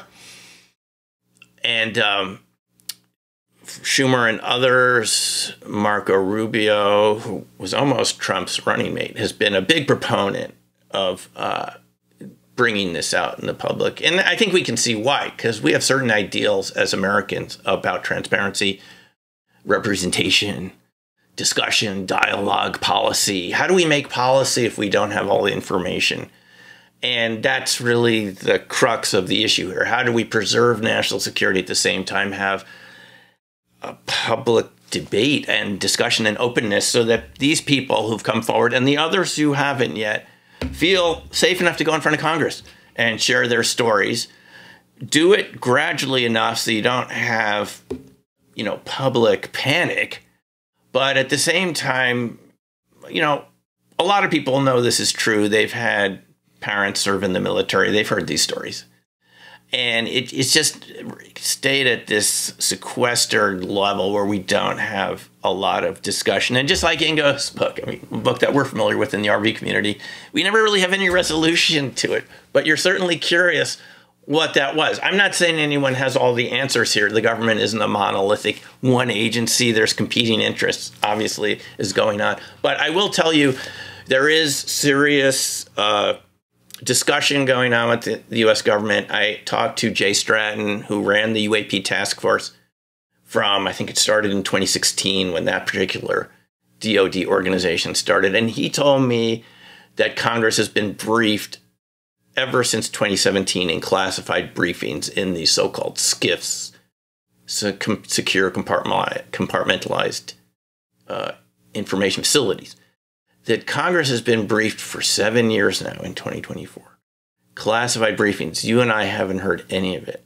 And this would be why someone like Chuck Schumer is pushing for legislation, because they're hearing, like what I just told you, they're hearing this tenfold from the people that have the evidence, who know a lot more about this, with the pictures, with the materials. I'm just giving you witness reports and the engineers who've been asked to look at this. I'll just tell you one final story before we go to questions. And again, thanks for listening. I was giving a talk recently. It was sort of my entrance into a lot of these different fields. It was to something like an Elks Club, that type of thing. I can't be too specific about it. But this person who was running this group came up to me after everyone had left and said, you know, I know everything you're saying is true in your talk. And it was about remote viewing, leading, and UFOs and other topics related to this. And I go, how? He goes, because at my company where I worked, a non-aerospace, but Fortune 500 company, we were approached, my team was approached with a piece of something. And our higher-ups said, can you figure out how it works? And then he just stopped. And I said, okay, well, what was the talk around the water cooler? And he said, I can't talk about it. I signed an NDA with the federal government. He said, if I were to say anything more to you, they could sue me out of existence. He said, this is literally his words, if I went to hide in Russia, they would find me. That's how afraid. And then he got up and said, you know what? It's better that you even forgot that we just had this conversation, and he left. The president of this particular local chapter of this organization, he just walked out. And then that's what we're dealing with here, is people that want to share their stories, even just generally, and they still feel that they could be in at least financial danger if they shared anything. So how many of these witnesses are out there? How many other editions will there be of this Black Swan Ghost book? By the way, this was the original version. This is what you get with Amazon with their cover. And I realized after a number of years, it should have an index and a table of contents, proper table of figures, you know, and the proper library information for libraries to catalog and so forth. So that's why it was reborn in a new edition. This is what you'll get from just Amazon's cover designer. But in any case, thanks for listening, folks. I appreciate your attention, and let's just, any questions or comments, please feel free to share. Thank you so much for sharing all that. There are a million questions, a million issues, but I appreciate you putting that out there. And I just don't know, usually I would like to ask a question first before I open it up, and I don't know which one I'd like to ask. Maybe let's see about this one. One of the things you mentioned was there was a case where some ETs, let's call them that, went to a car and talked to people in the window. Was that telepathy talk? Were they talking in English? Then that's a very good question, Marty. A lot of the time, people report it's telepathic. I can't remember in this case. I'm inclined to think it was, and maybe I even wrote about it. It was, I have the video of Joyce Bowles and James Pratt interviewed by the BBC from the 70s. They said the story was they're driving along outside of the Andover area. Those of us who went over to look at crop circles are familiar with Andover and Hampshire County. And the car's pushed off the road. They see a craft.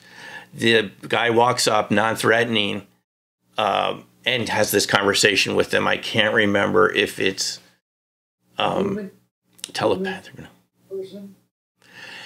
It was a very blonde-looking human person, but they got the feeling it wasn't human. And this being went on to talk about the damage we're doing to the environment in this very lecture-like generalized way, which you just wouldn't expect a person to come by the side of the road and start talking to you in that sort of manner, as you humans are messing things up. But that's what Joyce Bowles described. Let me take this one step further, related to human-like, able to communicate, and we've had that in lots of places. It just seems logical that at the highest levels in our government and other governments, there are groups of our people talking to groups of their people. Do you have any information on that? It just seems so logical that that should be happening.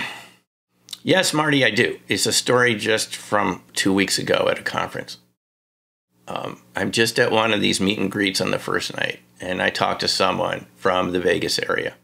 We're just shooting the breeze about stuff, and he goes, by the way, my dad worked at Area 51.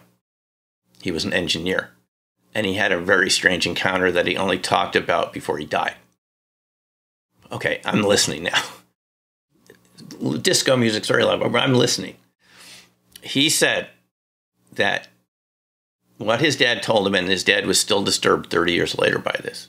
He and an electrician were asked to go out to one of these buildings on Nellis Air Force Base, the part we call Area 51, but Nellis is a bigger area. It's a building, small building surrounded by barbed wire, suggesting it's underground facilities there. The dad and the electrician go up and go through the gate, go open the door, and what opened the door, the dad said, was not human. It had really large eyes, much larger eyes than we do, no nose, just 2 dots, and it spoke telepathically. And what it said to them is, only one of you can come down. We need an electrician. And so this dad didn't go down, but the friend went down and came back up. And the dad said even 30 years later, he was still disturbed by that feeling of someone talking in your head. You weren't sure if you were going crazy or not. This is a story just from 2 weeks ago. But the guy just reemphasized to me how his dad, just right before he died, still said he was visibly shaken when he was shaken by telling the story. So we do have evidence, I think, in that case, that they might use some of these life forms. We don't know if they're ET. Maybe for security jobs in remote, environmentally challenging situations where humans might not do as well. Because we did have the story from Charles Hall, who was a meteorologist near, I think it was called Dog Lake, of the Tall Whites, of this group of ETs that worked, he said, worked with the Air Force. They were very tough. They could stand desert conditions. And they worked out there, and you could. Now, this is what this guy said that reminded me of the Tall Whites. He said his dad had said if you put sunglasses on this person and human clothing and you walked him around Vegas, you could pass him off as human. That's exactly what Charles Hall said. It just kind of, at one of these lectures, he said, we would take the kids to Vegas on the weekend. They get bored out there. Hall described them as ETs, but he said they look close enough. They're very tall, but they look close enough. So I think some of this evidence suggests it's a possibility. Maybe some of them are human enough. They can survive in an Earth environment. They can perform useful functions, and they serve in security purposes or something else, where in desert conditions that we would find very hostile. they can be in working groups with our top scientists. Right. Top secret SAR. Transfer as much information as they can. This very, very, very, very thin stuff. They probably can't even help us make that. But I imagine there are other things, and we've always talked about technology transfer. I mean, are you aware of that? You believe it in fact is going on, not only in our country, but other countries as well? Yeah, I can't verify these stories. I've heard of this. I've heard of people seeing something like this. I don't have a lot of specifics.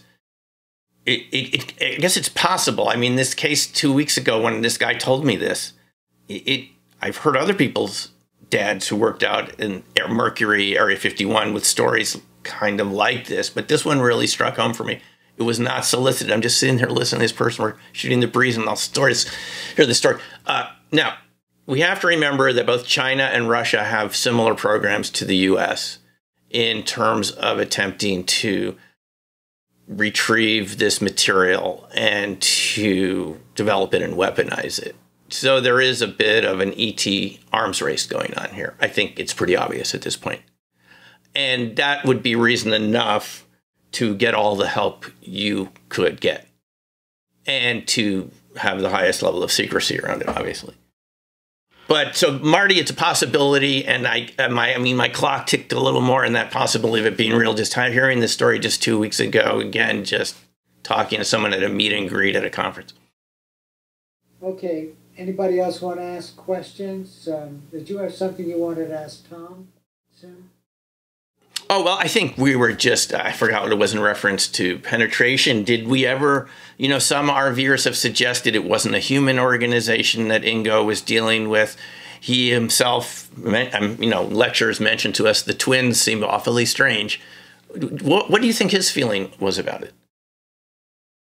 Well, I talked to him about it. Yeah. And his niece Ellie has talked to him about it. And we all know that Ingo is not a fabricator.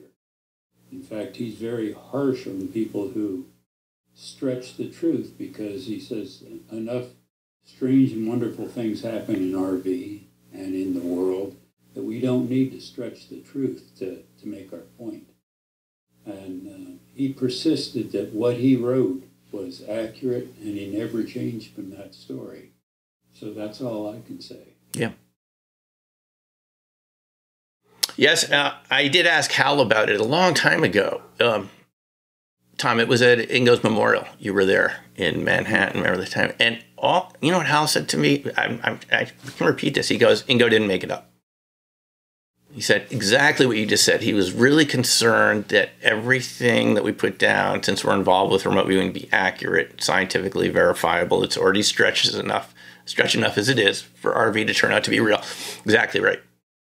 So it's real. We just don't know where this leads, and other people who've experienced what Ingo experienced. I mean, it's just, obviously you can see it's quite complex. Many layers going back many decades. It's a big story. I think we're all going to see this story unfold over the coming years and decades. It should be quite interesting. Yeah. The difference between this one yes. and this one yeah. was after Ingo passed on, we found a chapter 9 that he had never included that's in right. the first one. That's right. Which talked about Mars. Yes, that's right. And then the difference between special edition and special edition updated is after we published that, just weeks after we published special edition, we found in his archives a report that he had written about the 5-person remote viewing team that remote viewed Mars. Mm-hmm. So we couldn't leave that out. So about a month later, we published another version. Got it. Fascinating. Other questions?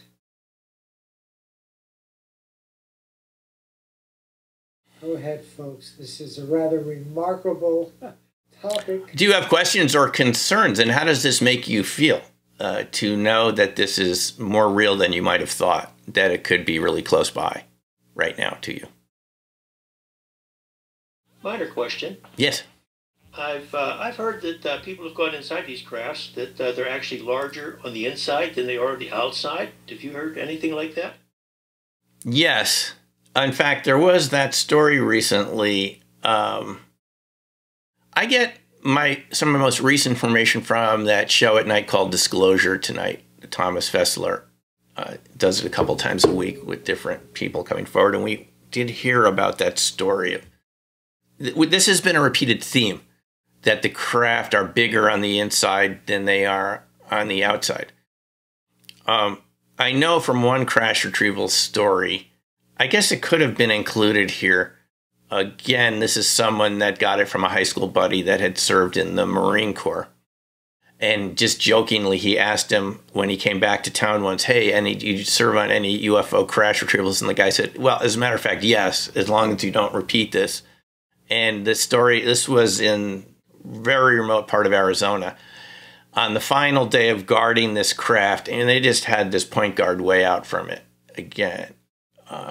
But they were all allowed to go inside, to touch it at least, maybe to poke their heads in right before they left the scene.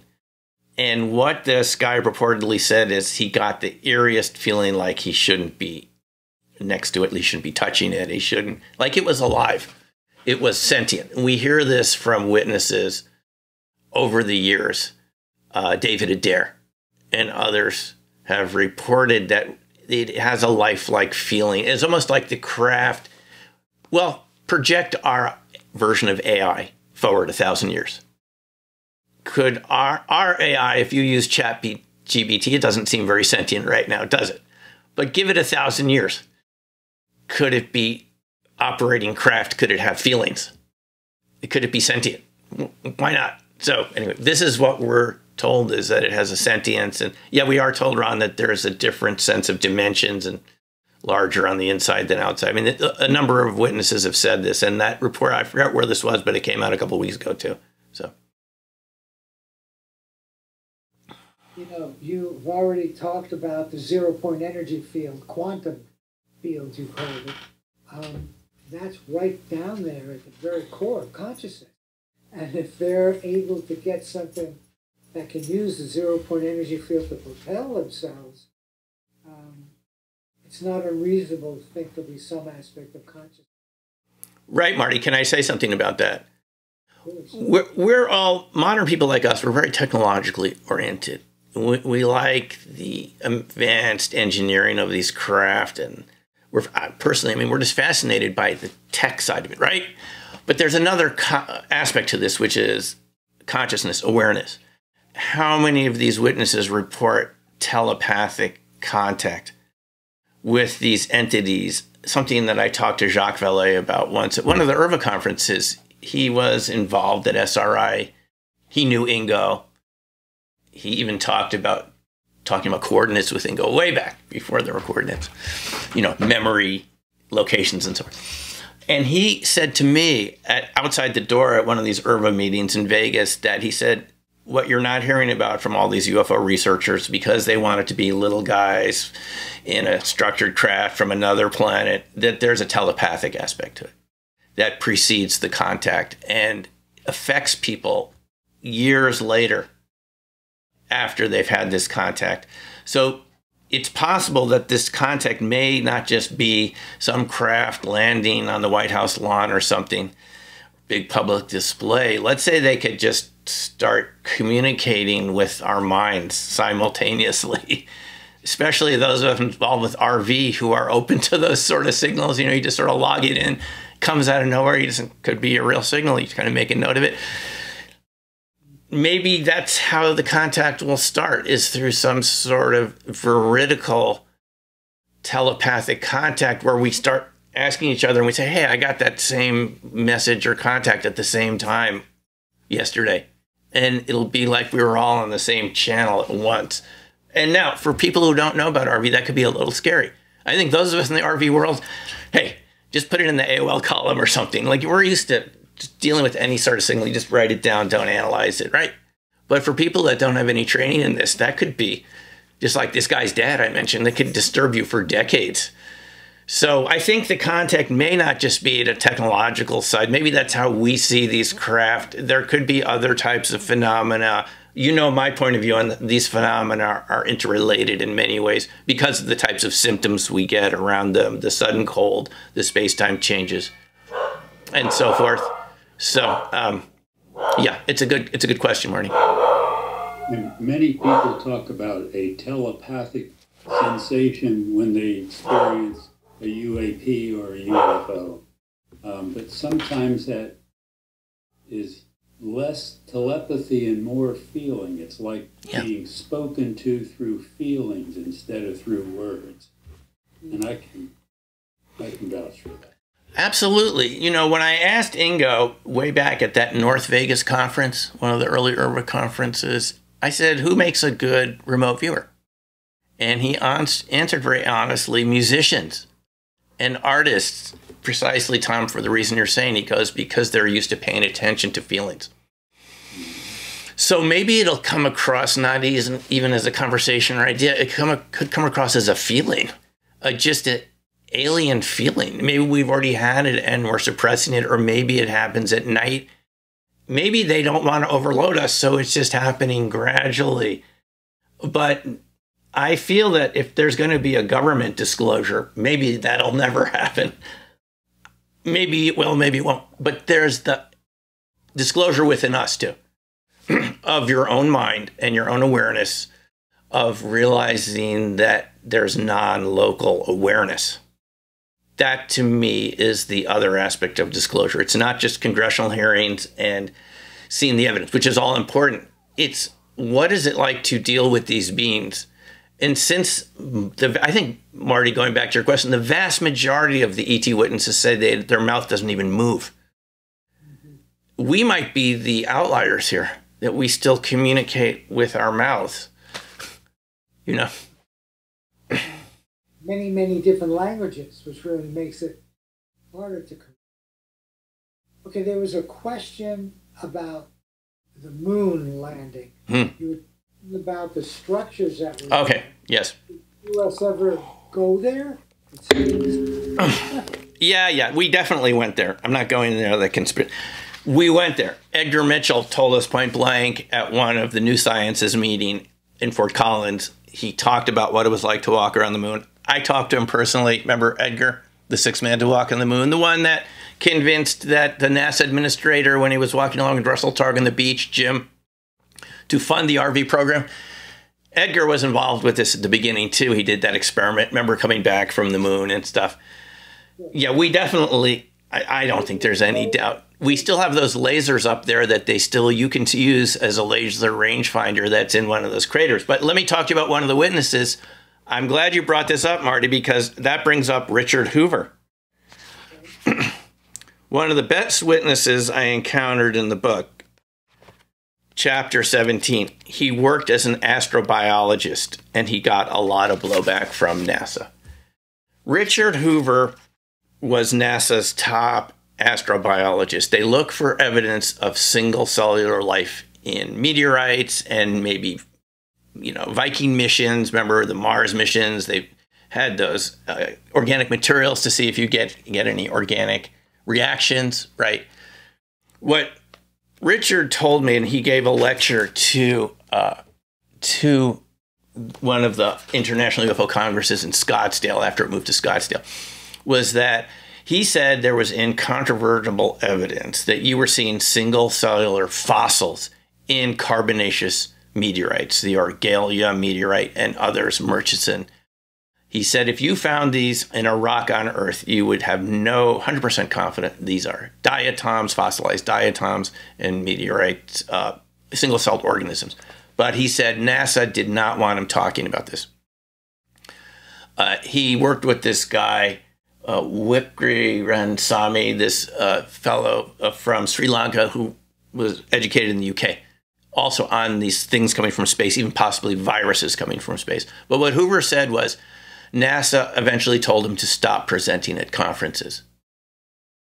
They didn't want this message of life being found on meteorites. By the way, you even find it with you send up a balloon or something 80 miles up, you will get these same organisms and things, fossil organisms, on your collection. They found them on the side of the International Space Station and so forth. So Hoover told me life is omnipresent throughout the universe. You even see it in meteorites. You see it in comets. And he had photos, one after the other, from his presentations of these fossilized organisms, which NASA would always say, oh, that's contamination from the lab equipment. He finally asked his head administrator at NASA, who's blocking this? Who wants you guys to not talk about fossils, single-celled fossils in meteorites? They said the White House. The Obama administration is afraid this will alienate religious groups and it'll hurt re-election. They didn't say it's implied hurt re-election chances in 2020.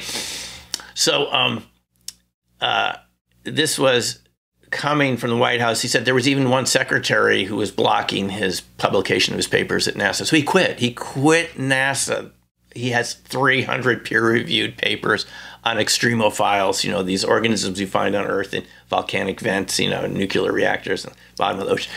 30 patents, highly qualified person. He personally rewrote the chapter, so I got all the details right. By the way, he also told me a very interesting story of Kumakov visiting him from, at the time, the Soviet Union, from the Kurchatov Institute, which, as some of you know, was everything nuclear in the USSR was in the Kurchatov Institute. And this guy, over pickles of beer, told him about their missile silos, nuclear missile systems being incapacitated by a huge UFO in what's Ukraine now. At the time, the Soviet Union, huge disk hovering over the launch control facility. And this is coming from Kumakov, who is one of their top scientists, and he said it initiated the launch sequence. You might have seen this episode on a TV show. One guy turned gray in a couple minutes watching the missiles initiate. They were aimed at us. And at 20 seconds, it's 20 seconds to launch, they all shut down again. And the disk moved off. So this is, again, Marty, going back to your question, this is a global issue. I would say an important issue in terms of national security. I get that. In fact, I consider that to be positive in a way. Don't get into a nuclear war, you idiots. Precisely. We can stop you if we need to. However, I want to go back to the moon just because it was so interesting. I don't question that there's even life there. We know on Mars now there's so much information.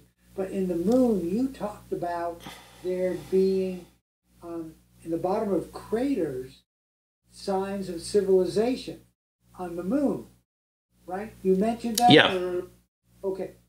Did we ever send, the U.S., and maybe it was done secretly, send somebody to investigate that? That seems like we should do that. No, I mean, we should go and investigate what some of these, these artifacts are. I think it's important. I mean, Ingo got it way back when he was viewing this in the 70s. And we've had witnesses from NASA. We had Carol Rosen, someone that worked in the picture development over at NASA. And obviously this has junctures over into that highly classified facility in DC that does analysis of satellite photos, national picture, whatever that lab is. These people told us, and it started at Stephen Greer's disclosure event in 2001, that they knew of people that were called strippers, professional strippers, that airbrushed out, stripped out anything that NASA felt, quote unquote, what they were told the public wasn't ready for. They literally airbrush out all of the stuff from the craters, from the satellite photos. If you can imagine this, the evidence is a lot more widespread, but we don't see the initial photos until NASA releases them. And I have to say one more story from Richard Hoover. He said he was in the control room during one of the Skylab missions in '76 when Garrett Owen Garriott started talking about seeing an object approaching Skylab from a distance, moving in their direction. And he said he had pictures of it. And Richard was all excited, he knew the head of the photo lab at NASA, went down and said, oh, the guy said, oh, they didn't come out. It was just a reflection of the lens pressed against the window. But Richard had heard about it. And years later, I think I have the book somewhere here, in that book, UFOs Past, Present, and Future, based on that documentary that Air Force and NASA put together, a good documentary in the 70s about UFOs. There were those pictures of Skylab, of Owen Garriott's photos, that Hoover had been told they never got developed. So you could see there seems to be a high level of control over these photos if someone like even Richard Hoover can't see them.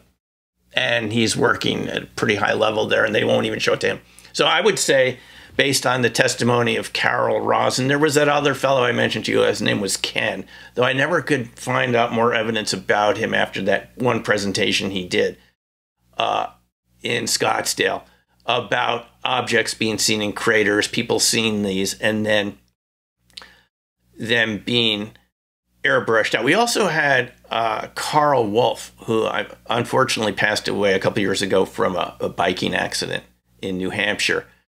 He also talked, he knew Carol Rosin, he also talked about being in one of these facilities where the guy said, hey, you want to see something interesting? We discovered structures on the moon.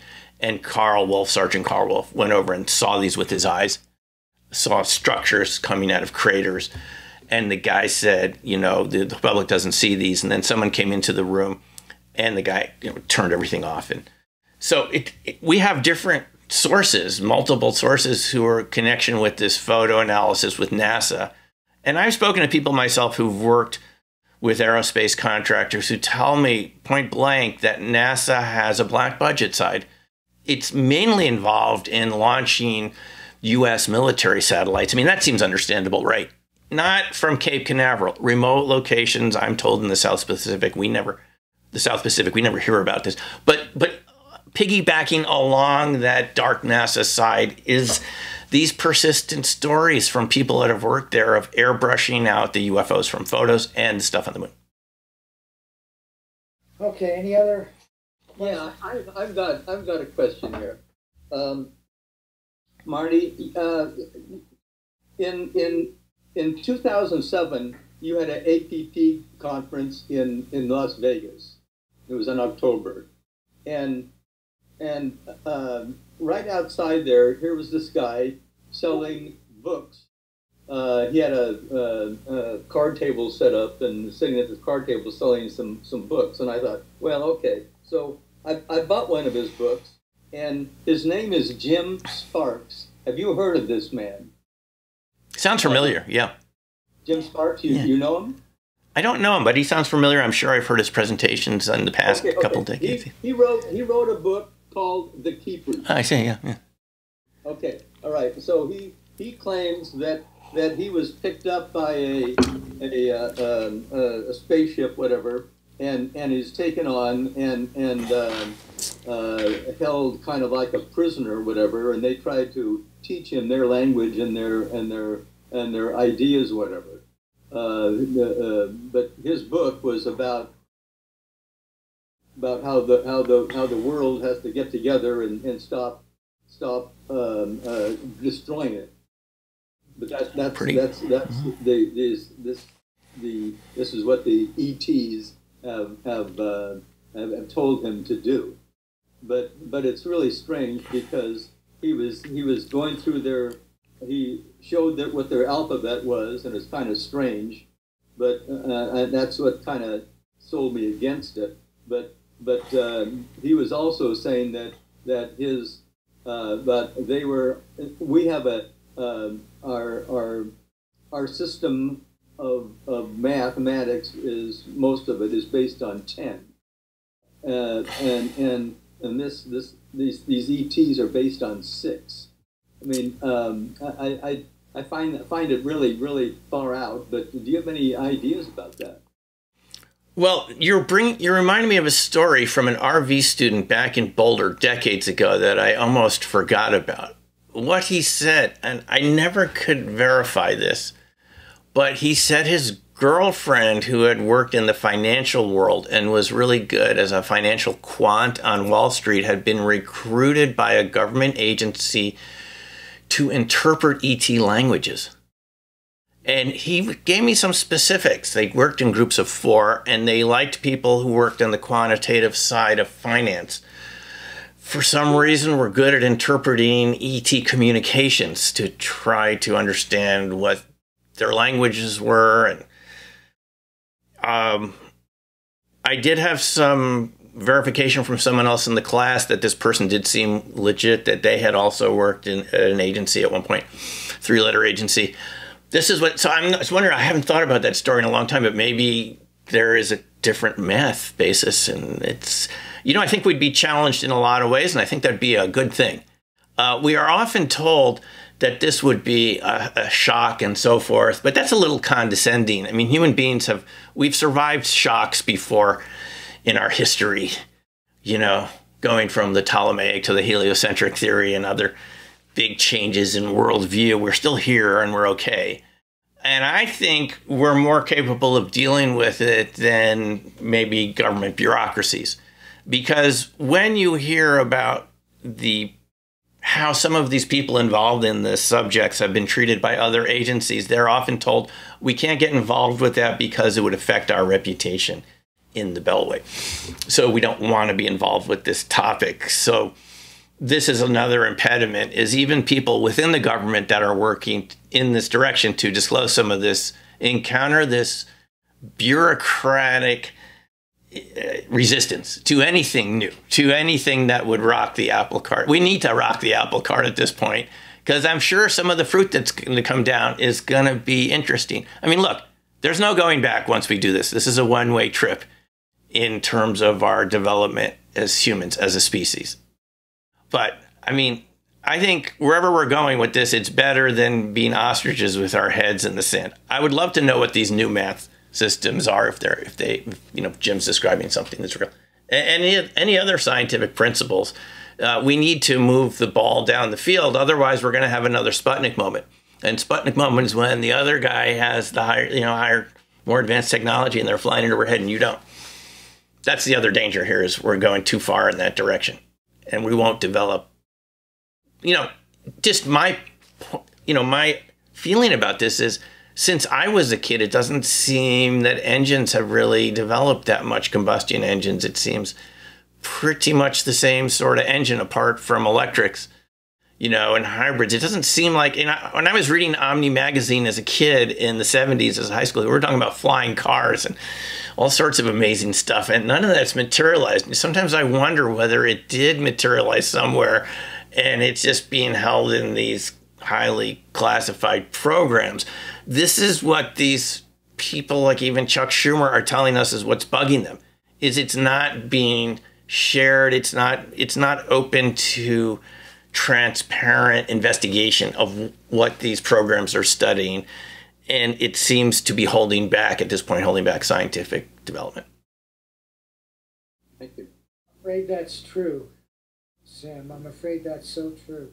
And I do hope there are high-level groups of ET and humans that are saying, okay, how can we, reveal just the stuff you're talking about? I hope that's going. Marty, it's up to Congress to do this. It's their job. They're paying. They got the powers of the purse. They can propose just what Schumer and Rounds proposed. No more funding unless you tell us what your SAP has to do with in some rudimentary way that we can know about. We're not funding UFO programs anymore. They're afraid. Yeah. They're afraid of their constituents. Yeah, and this is what David Grush told us. You saw that hearing a couple months ago, right? Where he came forward with Ryan Graves and Dave Fravor, you know, the two Air Force pilots that are encountered these objects, East Coast, West Coast, and David Grush. And what he said was that there is a level of fear within the community of people that know about this, that there are going to be reprisals against them if they talk about it. And they're not just talking about financial reprisals. We're talking about people being physically injured or terminated for talking about this. And Grush said he himself had concerns about this. And he told us, this is someone that used to brief the president, right, who's been in all the different, government intelligence agencies, Air Force decorated veteran from Afghanistan. He was talking about crash retrievals and the technology and the programs to develop. He was talking about all of this too. And he said he would like to have it come out in the open, to a reasonable degree, but you can't based on the NDAs that all these people have signed. So the only way they could do it, Marty, I would imagine, is if they get subpoenaed by Congress and Congress tells them you can ignore your NDA. And we're constitutionally subpoenaing you to tell us what you've seen. Forget your NDA. That's what has to happen. Well, and who knows how far that would go. Yeah, it would unravel like a ball of string, because a lot of us think there's been some serious criminal activity around this in terms of how the money is spent and so forth. It just hasn't been done legally. And we're going all the way back to the 40s. It's a long time. It's beyond the lifespan of any of us on this call right now or listening. It's been going on that long, this sort of, whatever you want to call it, the cover-up or something. That's what it appears to be, unless you have evidence to the contrary that says this is all something that Grush and everyone else are making up. So I agree with the cover-up hypothesis based on fear at so many different levels. Okay, Sim, this was fantastic. Oh, thanks, Marty. Thanks, guys. Just a wonderful conversation. Oh, wait, and Bill, you have a question. He put his hand up, so let's hear from Bill. Yes, I have one question, and it's probably a stupid question, but it's about isotope distributions in your metal. Different isotope distributions is fairly common. In the 1950s, they were able to determine where a uranium sample came from, what mine it came from, by the distribution of isotopes in it. So, and even sometimes after a bomb had dropped, they said they could tell where it came from. But I'm wondering, in the metal that you were describing, were you meaning that the isotope distribution might have something to do with the function of the device, or just that it came from someplace else? I think the implication is that it does have something to do with the function of the device, and that you don't find those isotope distributions on Earth unless they were made in a lab. And from my knowledge, to make that in a lab, even a square millimeter would take years, atom by atom, to do it. So a number of people have told me this over the years, is that when they looked at the isotope distributions, it wasn't from our part of the galaxy. It had to be another part of the galaxy or beyond. That's just what I'm told. I'm not a chemist, but that's my understanding of it. You can hear this from multiple people involved in this subject matter. And I've been told this directly now, obviously, by someone that I wrote about in the book. So I have a question. Yeah. On television, there's a series called Skinwalker Ranch. Right. It seems really, really strange, but do you have any ideas on that?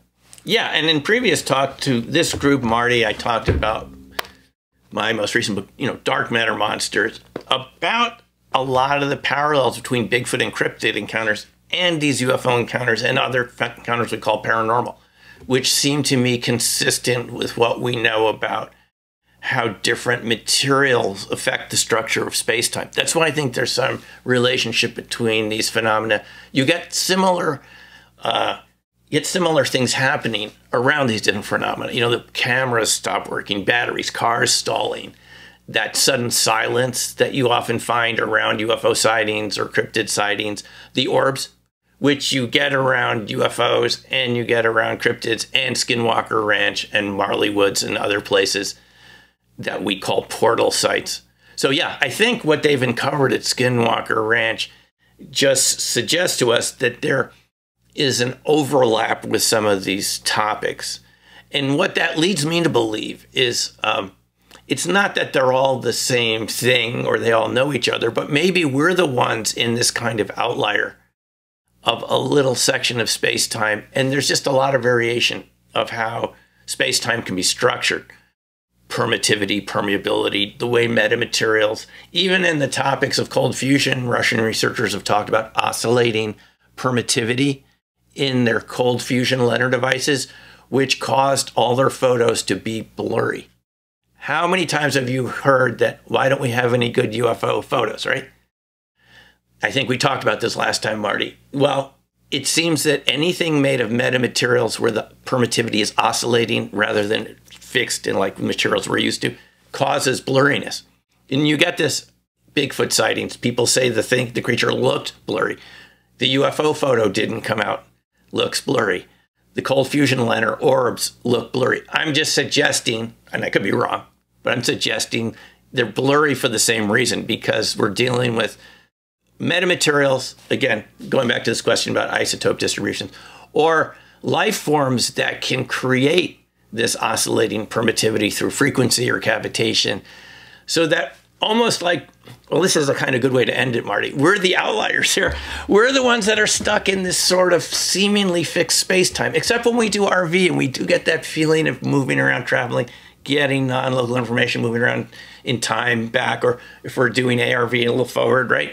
But maybe we're the ones that are the oddballs because we're so fixed, and other creatures and life forms and ETs have already figured out how to be more malleable in space-time. And that's why we get some of the same symptoms every time we're around these phenomena, is we're the ones that we don't see it very often because we don't really know how to do it very much. So yeah, I think there's similarities, in the show Skinwalker Ranch highlights some of that. So interesting. Yeah. Are you working on another book? I have had some ideas recently. We're going to find a reason to have you back, even if it's not with the book. Yeah, I think our knowledge, to sum it up, Marty, our whole knowledge, I think, about the universe is we're realizing that the framework you and I have grown up with since the 50s is that it works, but it's limited. There's just more. I think anyone involved in RV, you've seen it for yourself. There's more at work here, and we haven't talked about it very much. In science, there's hostility to it, right? I read science every week, very few articles. How many articles about RV or any of these topics in Science magazine? Never. One article from Targum Putah from the 70s, they got one article in Science. Anyway, I think this is a great opportunity, this topic, to open up a lot of this to new types of science and, openness to new types of topics that we could be looking at for our own good, for the sake of the planet, for ourselves, new technologies, all sorts of things. Well, that's why we're talking about it here. Yeah. And we'll continue to.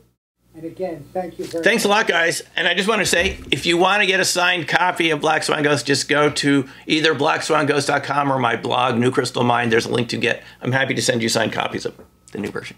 So. Sounds good. Thanks a lot, folks. We'll see you next time. Thank you. Yeah, take care. Thank you again. Bye-bye. Bye now.